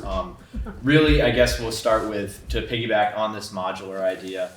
I mean, if it's a temporary solution, the funds are coming from the reserves to build this, correct? Did I understand that correctly? So, if it's a temporary solution, wouldn't it be better to put more capital into the building itself? If the board, if this is all going to consolidate in the future, 10, however many years, we want to get K through 12 into one building, the board will be in charge of selling the buildings, right? And the funds from that, because the towns don't own them, right? You guys would be in charge of selling the buildings. So wouldn't, is that how that works, or? If So- one of the buildings closes, the town could buy it for $1. The town could buy it for $1, but if the town says refuses to no. buy it, who's Then in we charge would of sell, selling it? yes. So would the funds from the sale then be used for building, okay, so if we're building a temporary modular, does that increase any capital on the property itself? So would that increase our resale, or is this temporary solution just almost $1 million of like just, you know, a couple years worth of infrastructure? Which, I mean, is it going to get torn down eventually? Is it going to be permanent? I mean, when I think modular, I don't necessarily think permanent. So that's one of my questions. You don't have to answer that directly right now. Another thing you can go. Okay, go ahead. The goal of modulars, we've reached out to some other school districts who've gotten 15 plus years out of modulars, and said if we had properly maintained them for the first 10 years, we could have gone plenty longer, but you know, it hit a point where, you know, the money wasn't worth the investment. And so, like so many things we do, right, how we care for them is gonna drive how long we can get. So my hope and goal would be that if we put something new in there, we would still continue to maintain it and care for it, and not watch our investment rot out from under us. You know. Great. And I'd like to keep going, but I'm Yeah, probably go ahead. almost out of time. So one thing that really hasn't been addressed, and which is like, it's this huge concern, I don't know if it's nationwide, particularly in Vermont, is property taxes are going up. There's not a lot of house selection. You know, we're going to consolidate all these students into one building temporarily, however long. Where are the teachers going to come from? Where are they going to stay? Where's the funding for those teachers going to come from? You know, it's like, you're going to put that many more kids into a classroom. You're going to need that much more quality help, right? Because right now there's 9 students here and 2 teachers. The student-teacher ratio is excellent. The staff level is not going to change. It's not going to change, so, but the student level will change, right? So the student level will go up, but the staff level won't go up? So Student level will go up in the building. The staff level will also go up in the building, but it won't change from where the staff level is currently. Okay, so the staff will then just change where they're showing up. Their office will change. Right. Okay. Okay. Yeah, those class sizes that we showed, they were like 30, 32 per grade. Right now, we're in 2 classes of 16, let's say, that would remain. Now, is that a current issue in the local area, at least staffing issues with classrooms and trying to get teachers here? Is that an issue right now? That's why Jamaica's temporarily So closed. is that a big reason? So if that's a reason, then we're still technically understaffed. So if we do consolidate, we will need more people. Has the board considered, if we do need more people, where they would go? Yeah, we're fully staffed, we're professional staff right now. Okay. Yep. Okay. All right. Let's see. Sorry, we have to go to the Zoom. I see a new person. Kathy Edgerton. Great, thank you.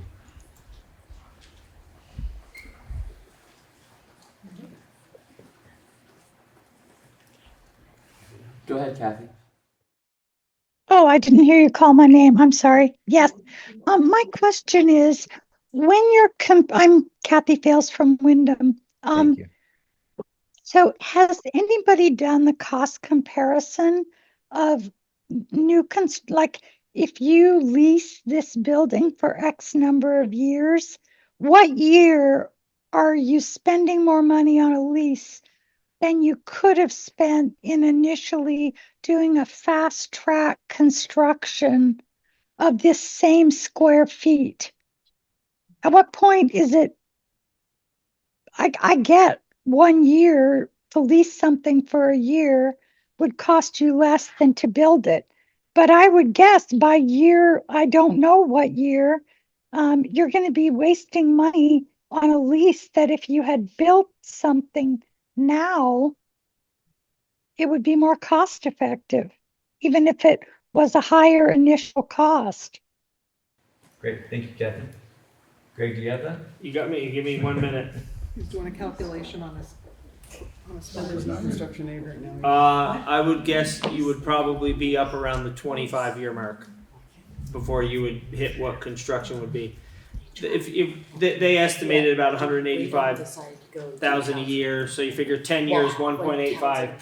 New construction is over $600 a square foot, 10,000 square feet, 600. That's $6 million. So you're talking like close to 30 years before you're going to get up near $6 million.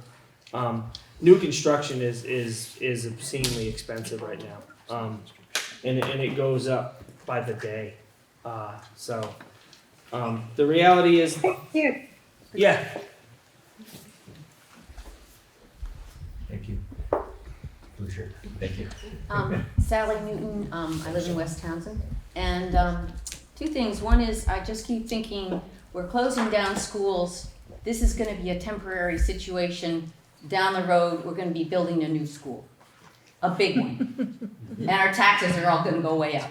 That's what it looks like to me in terms of the money. The other thing is, I just feel like there's this assumption that bigger is better. And I've spent most of my life teaching in small schools, multi-grade classrooms, and I know the value of those situations. And I really feel like that's just totally being dropped by the wayside.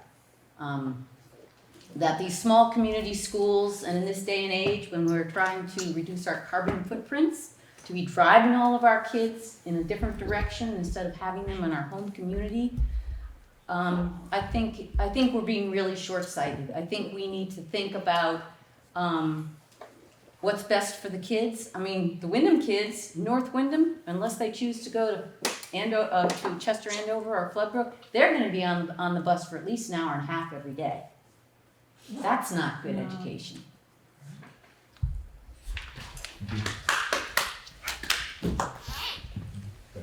I mean, there is in the appendix of the slideshow, there is a reference to small schools, and Sally is right, there's a lot of benefits to small schools. The research is very clear. The only thing I disagree with Sally on is that the research around small schools is based on, at the elementary level, a school of 400 or less, and not 15 or 12. So and that's what the research is based on. So I did include that slide at the end, people can see a lot of benefits, but what the rest of the country considers small is not what we consider small here. Leland and Gray is a very, very small school in the scheme of things, and it's our biggest by far. Townsend's over 100 is the only elementary school in the entire SU that's over 100. And it's still a very, very small school.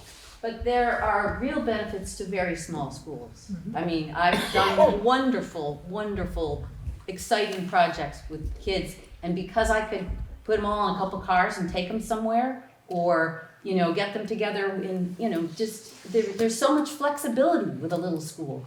That's true. There are a lot of real advantages to having a little school. So. And they do cost more. I mean, that's the downside, unfortunately, right? So. But I just feel like our children are our future, and we should be thinking maybe there's somewhere else in the world we could be spending less money. Sure. Like the military. Crystal? Yeah. Crystal Corview, Wyndham. I really didn't plan on speaking because really, quite honestly, Wyndham should be just listening. We are a K-6 choice town. We didn't close because the SU closed us. We closed because our town decided our school was no longer a good education for our kids. My kids were a perfect example of that. The Townsend School is also very capable. Many of us parents put those kids in our car. We have gone to the Star-based program every Tuesday for over a month now. This is not about the Wyndham School. This is about Jamaica, Townsend, and Newfane. Wyndham has a choice. We should not be dictating what these guys decide. We should just be listening and be thoughtful. Thank you. Thanks, Crystal. Chrissy Askins, Jamaica. So just following up on the choice discussion, the other towns are never going to let us out in a vote because it would cause everybody else's taxes in this district to go up. We lose Jamaica, everybody else goes up. So nobody is ever going to let us out. But Jamaica's in the wrong district. And I've supported choice since Act 46 came out. I voted for choice. I did not vote to join this district. And I am making my own choice with my son right now. He doesn't go to this district anymore. And I would like to look into what the options are to get out of this district without a vote. As somebody noted, that was set way back, many decades ago, and now we're stuck with it. And we are stuck in the wrong district. Jamaica is not the same town as Townsend and Newfane and Brookline. We are a different town. We are more similar to Wardsboro, to Stratton, to Wing Hall. We are in the wrong district. Also, following up smaller is not bad. Everybody thinks that put them all together, it's going to be better. I see there are benefits to that, and maybe some kids do really well, but other kids do really well in a small school. My son's been in a small school his entire school career, and he does very well. So there is no one best solution to education. Putting them all in a big school is not the best solution. It's one solution. There's many. And if you do this option, please don't call it Leland and Gray. There's a very bad reputation associated with Leland and Gray. Thanks, Tracy. Anybody out there? Just a second. Second time, okay. Karen, I think you had your hand up. So I've been involved in this for quite a few years, going to long-term planning committee meetings and things like that. But Jamaica just gets the raw end of the deal every single time. I'm a strong supporter of a single campus, but I don't feel that this is the best that we can do, and certainly is not the best for Jamaica. I like how Floodbrook works with their towns of Weston, Londonderry, Landgrove, and Peru. I think that is great, and I would love to have a single campus in Townsend, a large one. I think that there are some uncertainties about the $1 million in savings each year, and I'm not sure that you're totally confident that is actually going to happen. Those are just guesses.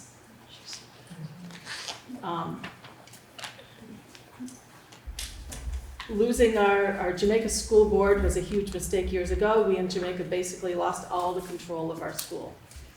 So you're planning to bring the vote to Townsend and Jamaica to close our schools.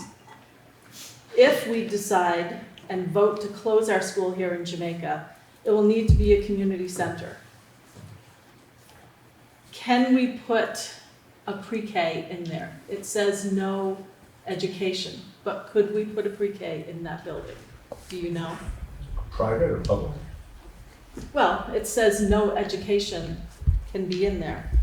No, that's the standard for when, if the district continues to operate, it has to have direct educational service. It doesn't say what it has to do. It talked about community, what was the phrase I had? Should we go back to this one? Yeah, it was a community use or something like that in the. Well, and Wyndham is currently negotiating to open a private pre-K and let them lease their building, so absolutely there's a way. Who owns that building? Who owns Wyndham? The school board still owns it. Do they? Yep. And that would go for They have daycare not also. given it back to the town. Daycare, but pre-K?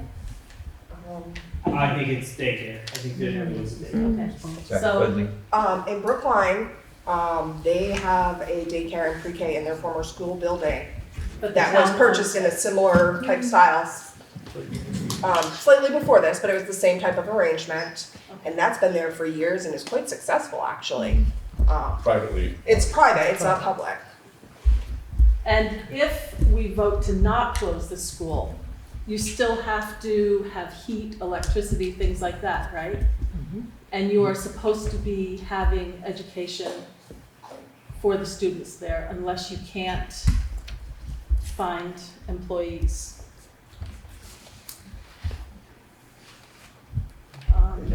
And parking, it says in there, parking in Jamaica is 30 spots. There's about 25 out there with plenty of room for more cars. We had over 100 students here not that long ago, and there was always plenty of parking. Thanks, Karen. And I do like the idea of having a vote with the national election, and can you take a vote with everybody here to see how we all feel about that? More people would come out for that vote.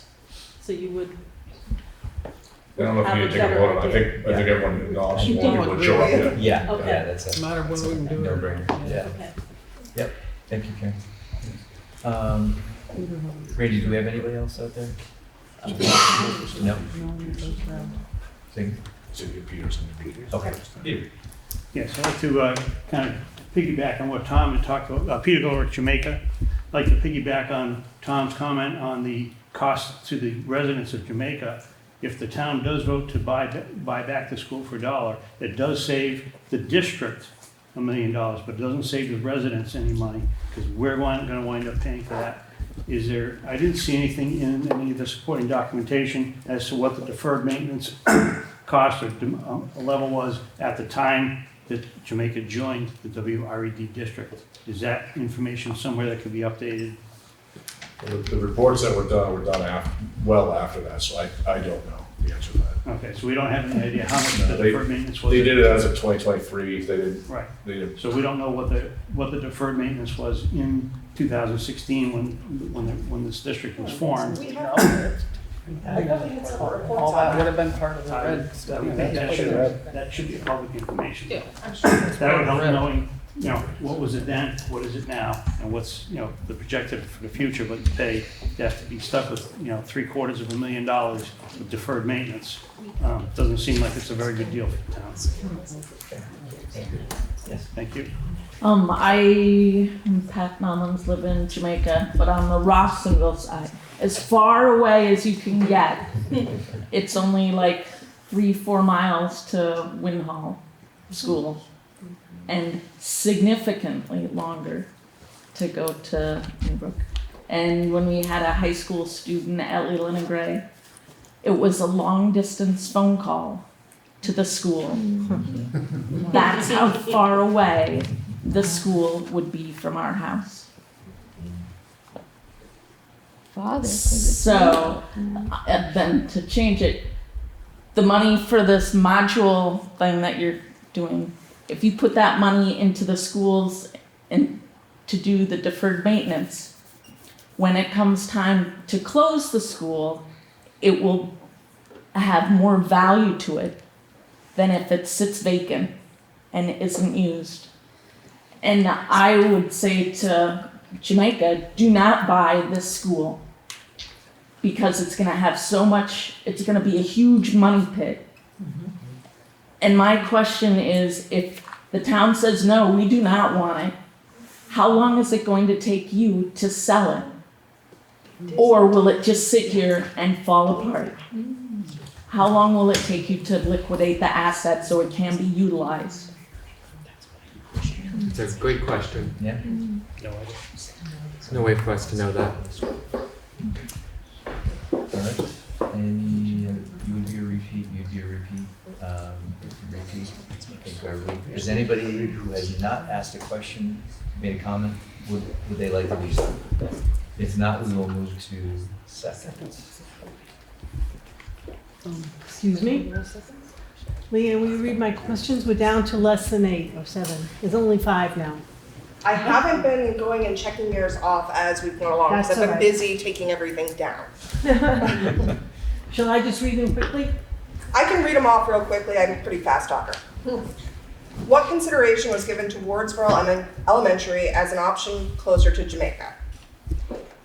Is the town already committed to an agreement merger with Jamba for the school lands? That's the mountain bike.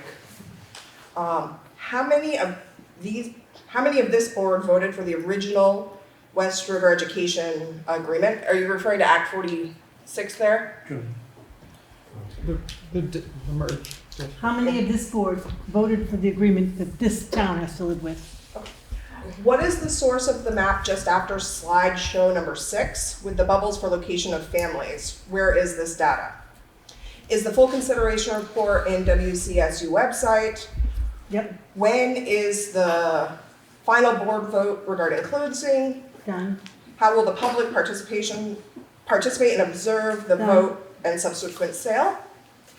Can Jamaica withdraw from West River if the school closes, like West Wardsboro and South Newfane. are both incorporated communities? Unincorporated.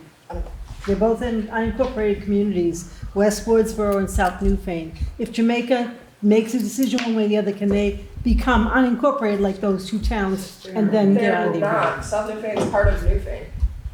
The state, I'll show you the papers, the state has it unincorporated, It's okay? news to me, and I grew up there. I live there. It's not unincorporated. Great. I got one more. What is the impact on Jamaica real estate taxes if they own school for $1? Does the town then have to absorb the maintenance Done. left in poor shape? Done, thank you.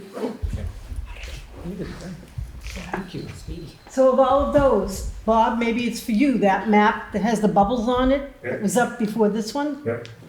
It looked to me like the light green dots or bubbles were about the same size as the other colored bubbles. But like this woman said, it seems like because we're at the end of the district, the other end of the district is getting the advantage. How many, I can't tell from this map because I can't, computer-wise, and even with my husband, I can't get to see how many bubbles it is. Yeah, there's Is there fewer, data for there it? are fewer Jamaica students than there are from Townsend or Newfane. Brookline has the fewest. In this map, Brookline and Newfane students are the same color, which is a little deceiving, but that's because their schools are already merged. So the dark ones are the ones that would be the Newbrook identified students. The dark green would be the Townsend identified students, and the light green would be the Jamaica identified students. Just to clarify, those are dots those are all Jamaica? are those dots are your home school, not necessarily what you're Correct. choosing. This is your residence town, not where they attended. This was their residence town. This is So- where they live. Correct. Some of them chose to go to other sites with the So inter-district. the light green to me, as a non-visual person, looks about the same amount, if you will, as the dark green. No, I think they're stacked deeper. I think they're stacked. We have the raw numbers, and the Townsend numbers are far greater. You than do, okay, thank you. Yeah. This is just a visual representation of it using Google Maps. Thank you. Yep. I can answer the one question about the Wardsboro school option, because that was an option. There's a statute that this board used, in fact, to grant tuition to Wardsboro for some Jamaica students who lived in that lower part of the green dots in South Hill and those regions, who to trip to Wardsboro was closer than going to Townsend for this year when Jamaica temporarily closed. And there's a statute that allows the parents to ask the board to attend a different public elementary school, and it's public and it's elementary, if it was more geographically convenient to send that student there. And the board, I believe in all the cases that were presented to them by the community, approved that to happen. Now, the question about Wayne Hall, obviously Wayne Hall's not public, so that is not included, but. Londonderry's still closer. Right, but this, well. For where we are. Compared to Newbrook, perhaps. Huge. Townsend it was not, and so that's why Wardsboro was really the only option that those families had last year. Well, you're right, if Newbrook's the only option, then Floodbrook could be, or Wardsboro could be, you're absolutely right. So is Wardsboro then still an option later for elementary? Yeah, and the law allows parents to request a tuition from a board to go to a school, a public elementary school is closer for them No matter this. than the one that they would be designated to, correct? Thank you. It's So up it's to the de board's facto discretion. choice. It's up to the board's discretion, and if the board votes no, then the parents can appeal to the agency of education. So East Jamaica could still go to Wardsboro. Yep. And Rossingville could still go to Floodbrook. Yep. Even if you do this. Yep. Only if approved. But If this happened, yes, that would be a possibility for those to ask, because the Floodbrook school would potentially be closer than Newbrook for those families, Yep. as would Wardsboro. But they wouldn't be offered transportation, All you right, would have one to at a time. transport them. And Lynn Hall. One at a time, folks. Okay, one at a time, folks. Rachel.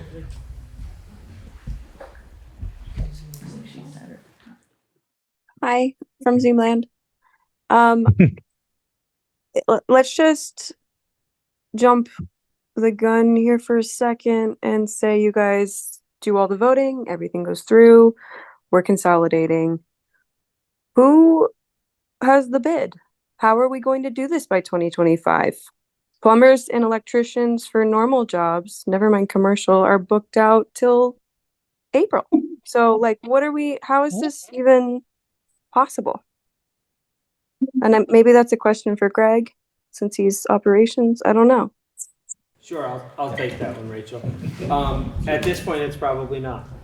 The fact is, if we get to the point where we push it out to vote, at that point, part of that would be investing in permitting and design. You know, I mean, the reality is the current septic location is gonna drive where the modular can be, right? I mean, it's gonna, and then you've gotta figure out how you tie into that. You've gotta figure out how you tie into the well. You've gotta get the permits from the A&R, the DEC, right, all those. So the board is already, invested in getting the PCB sampled at Newbrook. We should be doing that in the next week and a half. So we'll know that too, the status of the building. Luckily there, it's only 4 classrooms that need to be sampled, that fall within the state's required time. But yeah, no, it would be a crazy tight window. And the fact is, if we found enough support for this that everyone voted to say, hey, let's give this a shot, then we just go. I mean, and then. So let's say you can't. Let's say all the things happen that prohibit this from being able to hit the mark on deadlines, because that's just the way construction is right now. Yes. What's the plan? Like, now we've closed our schools. What do we do? Well, I think you would just, currently as you are, you would probably just plan, your contingency would be to run another year in Townsend, and you just continue to push the project forward. I mean, in a way, you're kind of insulated from construction delays, because it's not like you're putting your kids out. Your kids are all currently at Townsend or have tuitioned out as it is. So I think you could just basically say we're gonna do status quo until the time comes to move into that. Maybe it would be a mid-year thing where you would say, hey, over Christmas break, we're hiring in a moving company, and when we come back, we're gonna start at the new location. My guess would be, thinking about permitting and how long things like that take it, FY26 is probably more realistic. Okay. Follow-up question. One more, sorry. Sure. Are we gonna keep that at a local level? Who's building it? Where are we bidding that out? It would all get bid out. It has to be. It's going to be over $40,000, so it would all have to be a formal bid spec. Okay. So you would bid out the concrete. You would bid out. You could either bid out the whole design, the concrete, the well, the septic to one firm, or you could break it apart. But At a local level, though, is my point, right? I mean, if there's someone locally that's got the ability to take on, 300-400 yards of concrete, digging out trenches, has experience with wells and septics, sure, they can absolutely bid on it. It's a public bid. We would have to post it. I think it's for 30 days in the newspaper. So it would get posted, and we would hit it out. Thanks, Ray. And what did you? No, he covered it. Thank you. Let's see. Go ahead. On the vote, so if the board votes to proceed with the plan, does that force the towns to then have their votes, or do the towns then get to decide if they have the vote?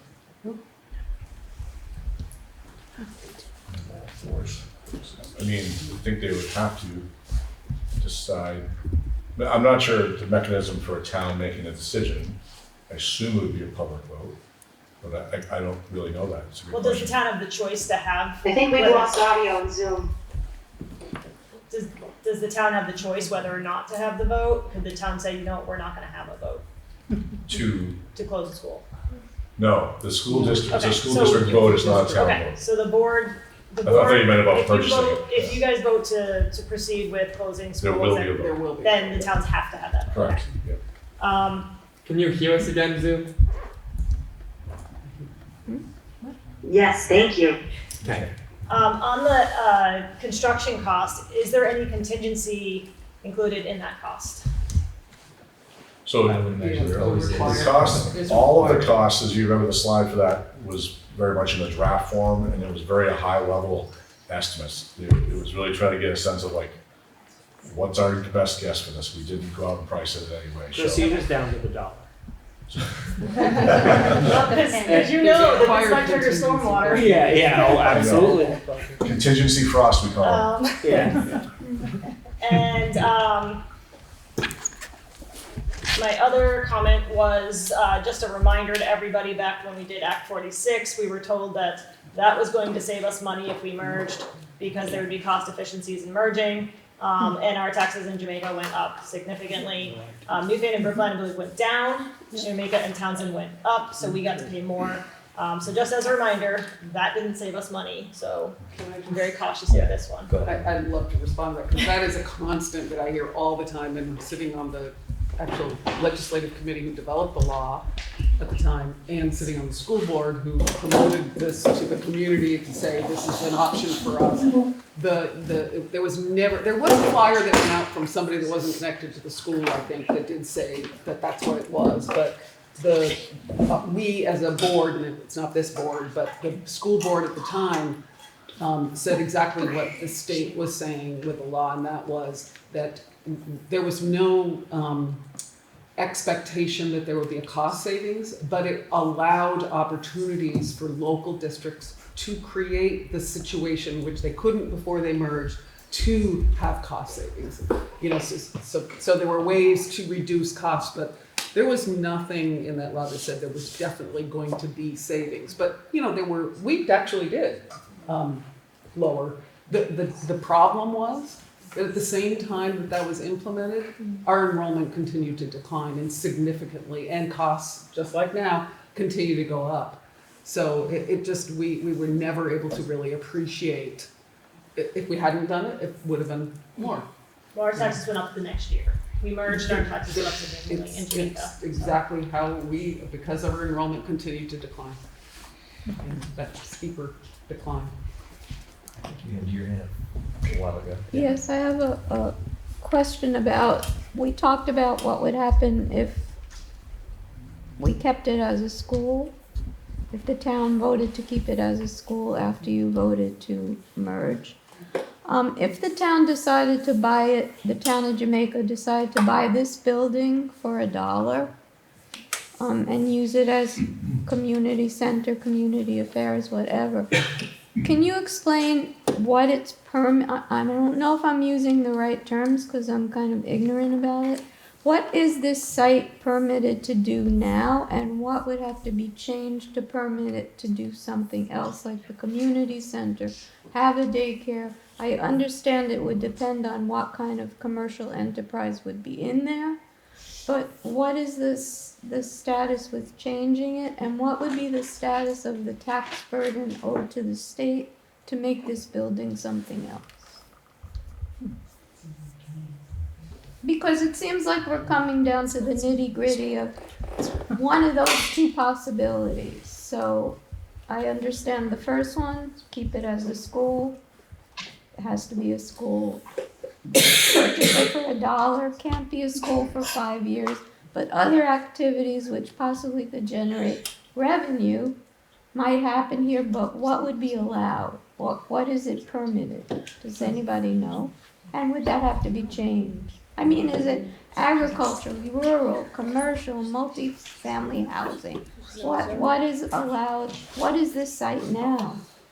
I'm an engineer, I can help answer that. Do you want me to? Sure. Okay, so I'm an engineer, so I do stuff like site development. We don't have zoning in Jamaica, so there would be no change there. I don't believe this site is under Act 250, so there's no change there. Okay. As long as you fit within the existing water capacity and wastewater capacity, and you don't add any impervious area to the site, there really isn't any permitting that needs to be done to change the site, the use of the site. So we could use the site commercially for whatever, as long as it fits within the as long as wastewater it came and water. within Act 250. Yep. And I'm guessing it's more sellable with no Act 250. Whether the town wants to sell it or the school board wants to sell it. Does that make a property more saleable? I will add though that they just changed the Act 250 and it's gonna get a lot harder. Or a lot easier. A lot harder. A lot easier for houses. Okay. Tom says $1 too. Go ahead. This is kind of a comment of what Chrissy said was, you know, how you guys are always saying, well, we're doing this in the best interest of your kids. Well, my kid is sitting right here. He's stuck into the school. But none of you know my kid on a deeper personal level. So how do you know what's good for him? You know what's good for your kids. You might know what's good for your nieces, nephews, your kids' friends. So how do you know that what you're doing or what you think you're doing is in the best interest of my child? I mean, like I said before, I put up a stake last year about closing Jamaica School, moving my child to Townsend. He's flourished since entry. And Tuesday, he's got an audition for the Shrek musical at Leland and Gray. And, but for other kids, smaller schools, like Chrissy said, and the other lady said, was smaller schools better for some people. And that's why I thought for Colt, but unfortunately, I was wrong until this year. I can try to answer that. I think when we talk about what's best for kids, we're talking about there are certain universal things that are just better for kids. So we're talking about types of instruction, curriculum, social emotional experiences, safe, healthy environment, you know, all the things that are globally better for all kids. That's what we're talking about when we talk about those kinds of things. And we're not specifically talking about a child, we're talking about, in this case, 200 children and what's best for them as a group. So typically what's best for the group is also going to be really good for him. Right. So and I mean, I'm guessing that this is not going to take effect like this year. So he'll be at Leland and Gray next year. So it won't really affect him. I'm talking for other kids. So, but I do have another question, I guess, or comment. All right, if nobody else has a question, we can continue, but did anybody else have a question? All right, seeing none, go ahead. Now, with everything, you know, say, you know, concrete, well drilling and all this, you guys were saying to us last year, well, what campuses can go green? What, you know, where can we put solar panels? Where can we put this? Bringing in concrete, that's not green. You're showing kids you want to go green, but you're going to bring in concrete. You're going to bring in these materials that aren't green. So you're showing kids that, okay, well, your building is not green efficient, but we want you to be green efficient. You're contradicting yourself there, I think. You know, and the other thing is Townsend has been renovated, well, built and then renovated, I think twice it said on the chart, where Jamaica and Townsend have only been renovated once. So you're putting Townsend and Jamaica on the low end of the spectrum. Like, the school board is putting these schools or these campuses saying, oh, well, we give up on your school. Pretty much that's what I've pretty much listened here. It's 100 To years here. older too. Yeah. Townsend building is 100 years older Yeah. than the other two. Well, I do understand that, but my kids went here back in the early 2000s, and you guys haven't done anything even before they came here. Okay. You know, so you kind of made this campus fail, I feel. Oh, the hand is, okay, yes. Can we go to Zoom? I think that's Abigail. Hi, thank you. If the construction doesn't take place according to plan, how does that change the cost per pupil?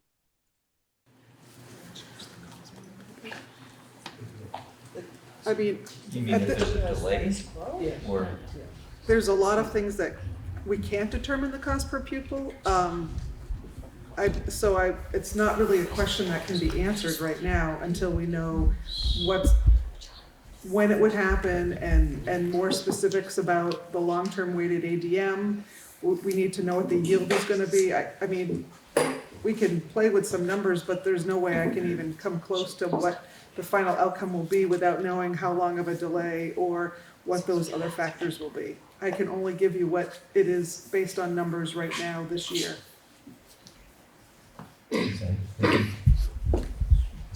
Yes, sir. So again, just to refresh, when was the vote again? Scheduled now? Was it the 7th? That's when the board would vote. The board would vote? Yep. Vote right now as far as the. Correct, and then November 13th, I believe, for the. And when will we know if if you guys decide to change it to the election day? Is there any? I mean, We have to decide here. the board could talk about that. Right. Yeah, I don't think you got to decide that soon. Like 5 Mondays a week. Before Monday's meeting. Yeah, we'd have to move the meeting on the 7th to the 4th. Yeah. And then just one more quick question before I have to go. To the woman on Zoom, her point, if the construction gets delayed, if we're down enrollment, are we going to be tapping into those reserves for the years to come? So will the reserve actually go down? Let's say we don't engage construction until 2026. Are we still going to have enough funding to do that? I would hope so. Me too. Yes, I believe so. Remember because this basically all you're going to do is delay those savings, right? Because when you finally make that move, you're still going to have that chunk saving that year one that can help absorb it. So you don't necessarily have to use reserves. You can choose to use reserves.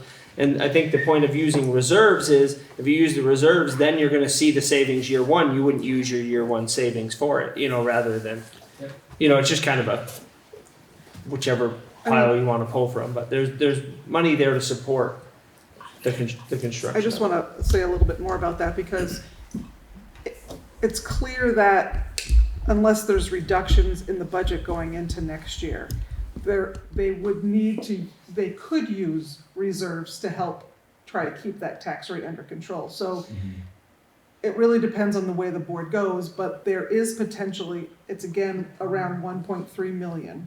Okay. So they would have a little flexibility if the board went to the voters and you got to choose buying down the tax rate and doing some construction. But you won't have a lot to go much further than that. The estimated cost for under 800,000. Right? That's what we are looking at, right? We've been looking around 700,000 or so. So hopefully. Is that a contractor estimate or is that a board estimate? I reached out to some contractors, but just so the size building that Stevens put out there was a 166 by 64. So I calculated out a footing, a wall of that. I called a couple of guys in the industry, said, what's a poured yard of concrete going for these days? And I heard from between $400 and $500 a yard poured. And my last question is, it looked like on your aerial view that the structure would be outside of the actual Newbrook school. So is there going to be direct access so the kids don't have to go? That would be the goal. Yeah. That's the goal. I would hope, honestly, like either L-shaped or maybe even almost like T-shaped, because usually modulars, their entry is at the midpoint. And if you could kind of line that up with there's a door right at the end of Newbrook, I think you could do some sort of a ramping there. And I would even propose that you would do it where you would structure it up like, with some kind of a roof structure. And then I don't know if you've ever been at like any of those places where you see the little like electric heat lamps type of thing, where you'd have something like that there so that kids wouldn't have to bundle up to get, just to expedite it and keep it like as comfortable as you can. But again, like ideally that would be awesome. We may get to where we say, hey, we start working with say Stevens or any other engineering firm, and they go, yeah, well, given the septic being here or the well being there, that's going to really change how you have to do this. So, we can't make any guarantees that that's it, but Newbrook's not like Jamaica. There is zoning in Newfane, right? There is zoning in Newfane. So it's not just like throw it out anywhere we want, Yeah, well, the reality is, I think, the one thing I've learned with dealing with the state and the A&R and stuff like that, you don't, if you're doing something like that, they're going to help tell you where you're going to throw it and where it can go and where it can't go. Thank you. Thank you, guys. Thank you. Appreciate it. I'm going back to what Chrissy was talking about and Emily about this Act 46 and before that Act 60. When we became a gold town here in Jamaica. That was it. Now we're called a sending town. They don't call us a gold town any longer, but that's basically what we are. So we sent last year about $1.5 million into the state education fund. Brookline was neither a receiving or a sending town. Townsend and Newfane were both receiving towns last year, and usually are. And we're always sending $1 million extra on top of our fair share of education taxes. And it just doesn't seem fair. None of us seem like we're rolling in the dough, do we? And our school, our students get the short end of the stick every single time. So we're not happy. I'm not happy. Here, here. I have a question timeline just really quickly. So you said that it might, Greg, that it might likely go to fiscal year 26. And so does this vote need to happen now in order to make all that happen? Do you need this lead time, or could we get some answers? I mean, I don't know that we really want to invest heavily more than we have, right? I mean, we've invested in 2 separate studies with Stevens and Associates. And at this point, like, your next investment would be another fairly expensive investment. Basically, you'd be doing like pre-planning, right? I mean, pre-planning is all you could do would be like getting out there and starting to pre-apply for a permit, right? And engage the state and say, if we were to do this, where would it be there? But it's hard to do that like hypothetically, you know, to then say next year, maybe something changes and towns decide not to vote. Now you just spent all that money on a hypothetical. Ideally, we start really investing and pushing towards a plan in a direction. Okay, just being mindful of time, we're gonna wrap it up at around 9:30. I do have a couple hands out here. Do we know who was first? It looks like Rachel was probably first. Okay, we'll go to Rachel and then Kathy.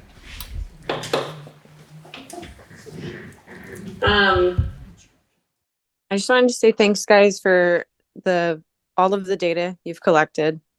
I know it's provided my family and I quite a bit of clarity. But yeah, I just wanted to say thank you to the board for like sitting there, taking our questions, doing comments, all that. So that's all. Thanks, guys. Thank you, Rachel. Appreciate it. I'm out. I'm going to bed. Bye-bye. Lucky. We're right behind you. All right. Thank you. Bye. All right, anybody else out here before we go to, yeah, I'm sorry. Yes. Just quick with asking about the delay of the vote. If Jamaica and all the 3 towns made the vote of whether we could have school choice, if we could have that vote first and then have the merger vote. Because then if all of a sudden you only have to deal with a small segment of the Jamaica students, then you need a smaller building. So there's a process you go through, right? I think it's really important to remember there's a process to go through to ask for choice. So the town itself, we're not going to ask for that because it's not up to this board to make the decision. Okay. So if we your need community to might ask for choose choice. to do that, you would, I think it's a petition. But I guess do you have time for us to There wouldn't do be that? time for Can this. let Emily Okay, explain, please. sorry. Yeah, there wouldn't be time for that process because your community would have to first take that step. And we're talking about a timeline that's right now for this. I mean, not before building, but you have every right to do that anytime you want because there is a process that would have to be followed. And in fact, Wyndham did do it. And Wyndham asked and every town voted and the vote was no at the time when they did it. And it does have, just so for clarity, it does have an impact on every other town that is part of that district. And so that's why it's hard to get something like that through. And it's not just this district, it's many districts around the state. It was back in the 60s when many districts were going from single districts to merged districts, union districts. So. Excellent. Kathy. So there's one thing that I wanted to share that Wyndham was looking at that I haven't heard anyone else mention, and that is that, and other towns have done this in the state of Vermont, is to create a community trust initiative and have that trust buy the building. So it's another option for communities to look at. And the Preservation Trust of Vermont and the Vermont Council on Rural Development have a lot of data on their website. So that would be another way to go if the town of Jamaica did not want to build, and you didn't want to sell it to a commercial developer. You wanted to develop it in some kind of a community center. A community trust initiative might be something to look at. Thank you, Catherine. Appreciate it. Did we? Yeah, go ahead, Karen. I would just like a little more clarity at some point on, could you go back to the slide that tells about what happens with the vote? Timeline of the article. The article. This one or this No, one? the next one. That one. Next one. So it says, will not be used in direct delivery of student educational programs. And I was thinking that Brookline, while it did happen a long time ago, that was before Act 46, and this was part of Act 46. So just so we know as a town what happens if we decide to accept the school for $1, what we can do and what we can't do. So if somebody can try to figure that out. Yeah, the community and public purposes is the line you're looking at. But pre-K would be education. Well, I think you could make the argument that that's a community or a public purpose as well. The question, if you're talking about private, then I don't see why that wouldn't be a community and public purpose. Okay, I just want to make sure before we. I mean, I think your we town, decide like the to do town would probably want to explore that, right? It's like we're going to explore that, but Before they make that. Private Bob, what do you kids are all over the place and they get Ma'am? government money. They are, but that's part of our education Ma'am? with this district. I'm saying no if it's Ma'am? private. Leanne's trying to answer your question. I wasn't trying to answer, I was actually having a comment for Bob. Sorry. Would it be possible, since for space purposes, you cut off a lot of the articles of agreement, can we get a link to the articles of agreement more readily available, either in the slideshow or on the website? It's I was on- very, yeah, it's on I the was looking, website. I couldn't find it easily. The articles are on there. It might be in my appendices, hold on. Oh, okay, I did not go through all of them.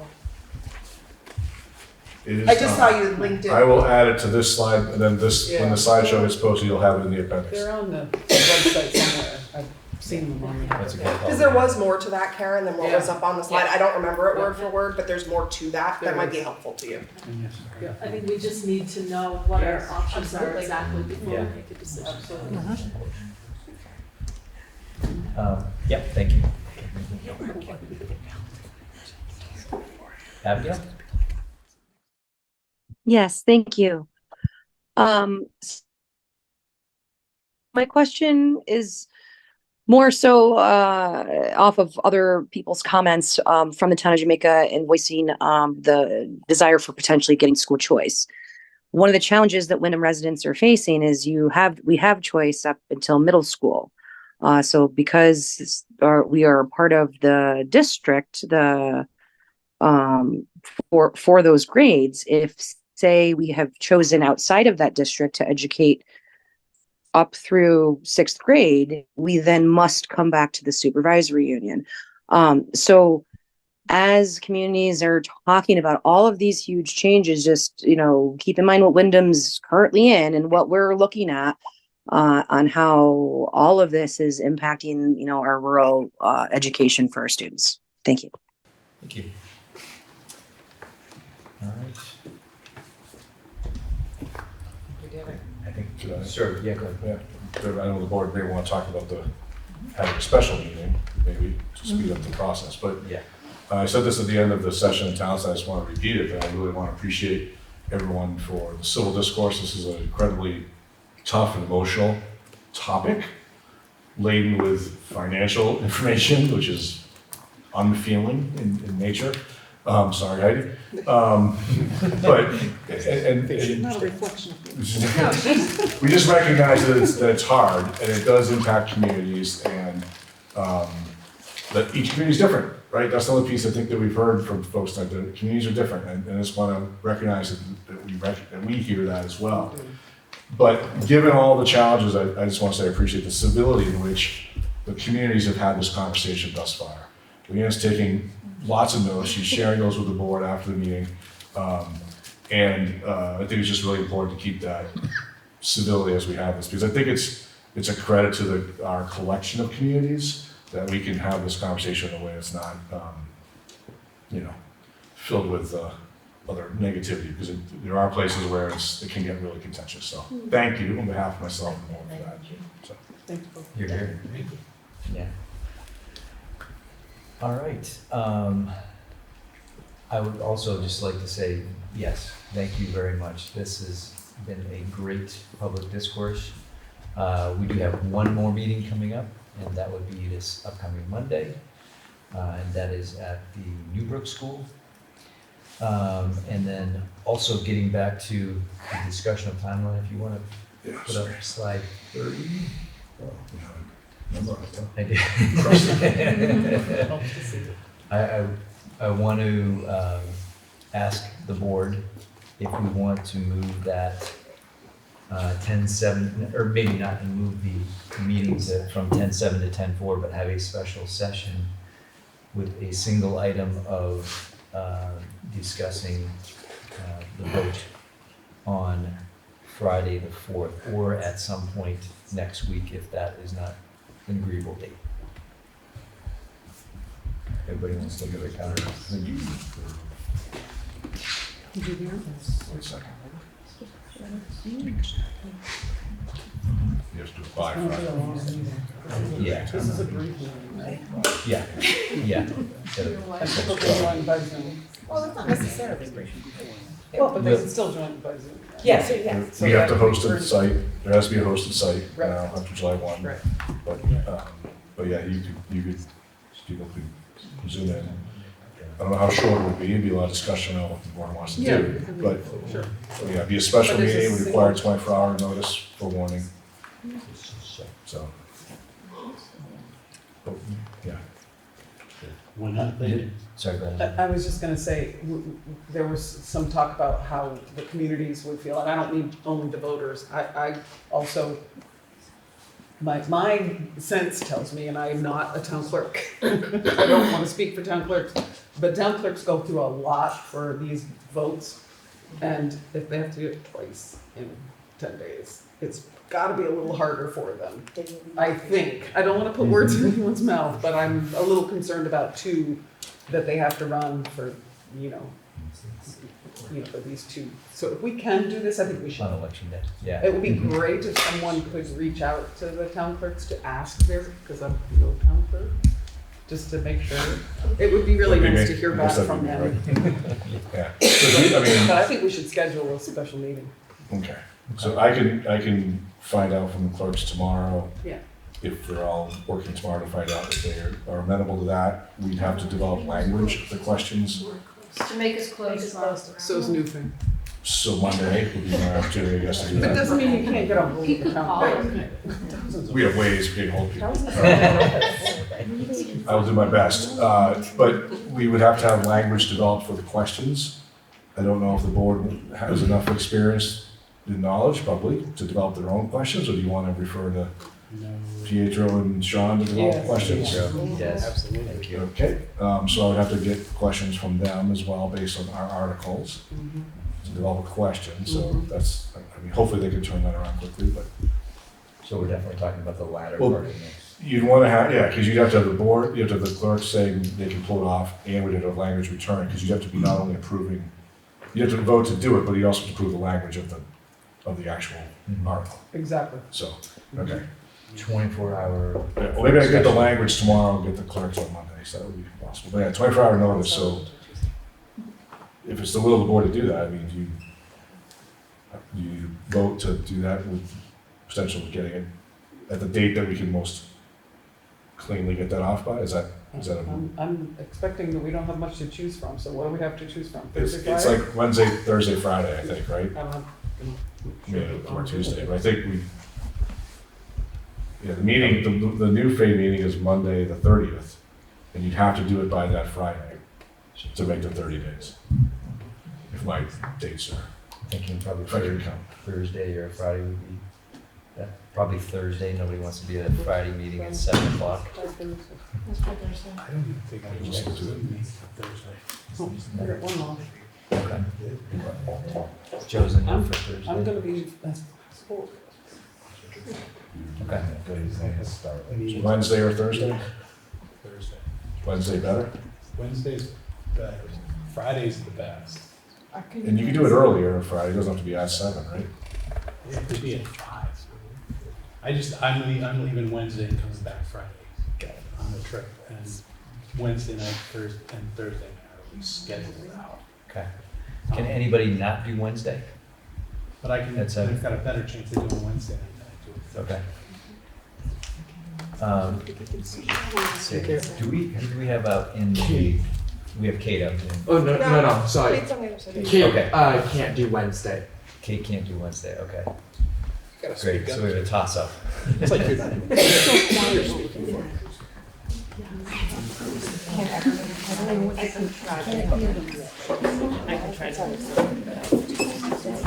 All right, Friday?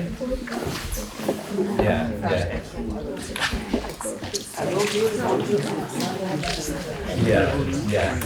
Could people do Friday at 6? Yes. AM, I'm in.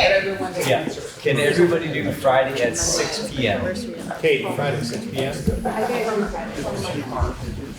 Thank you. Yes, thank you. Yeah, I'm working, so I can Zoom, and hopefully I'm not on a 911 call. Can never account for that. I know you don't. No guarantee. Yeah. But just put it out there. Okay. So hands up for Friday at 6. Okay. All right.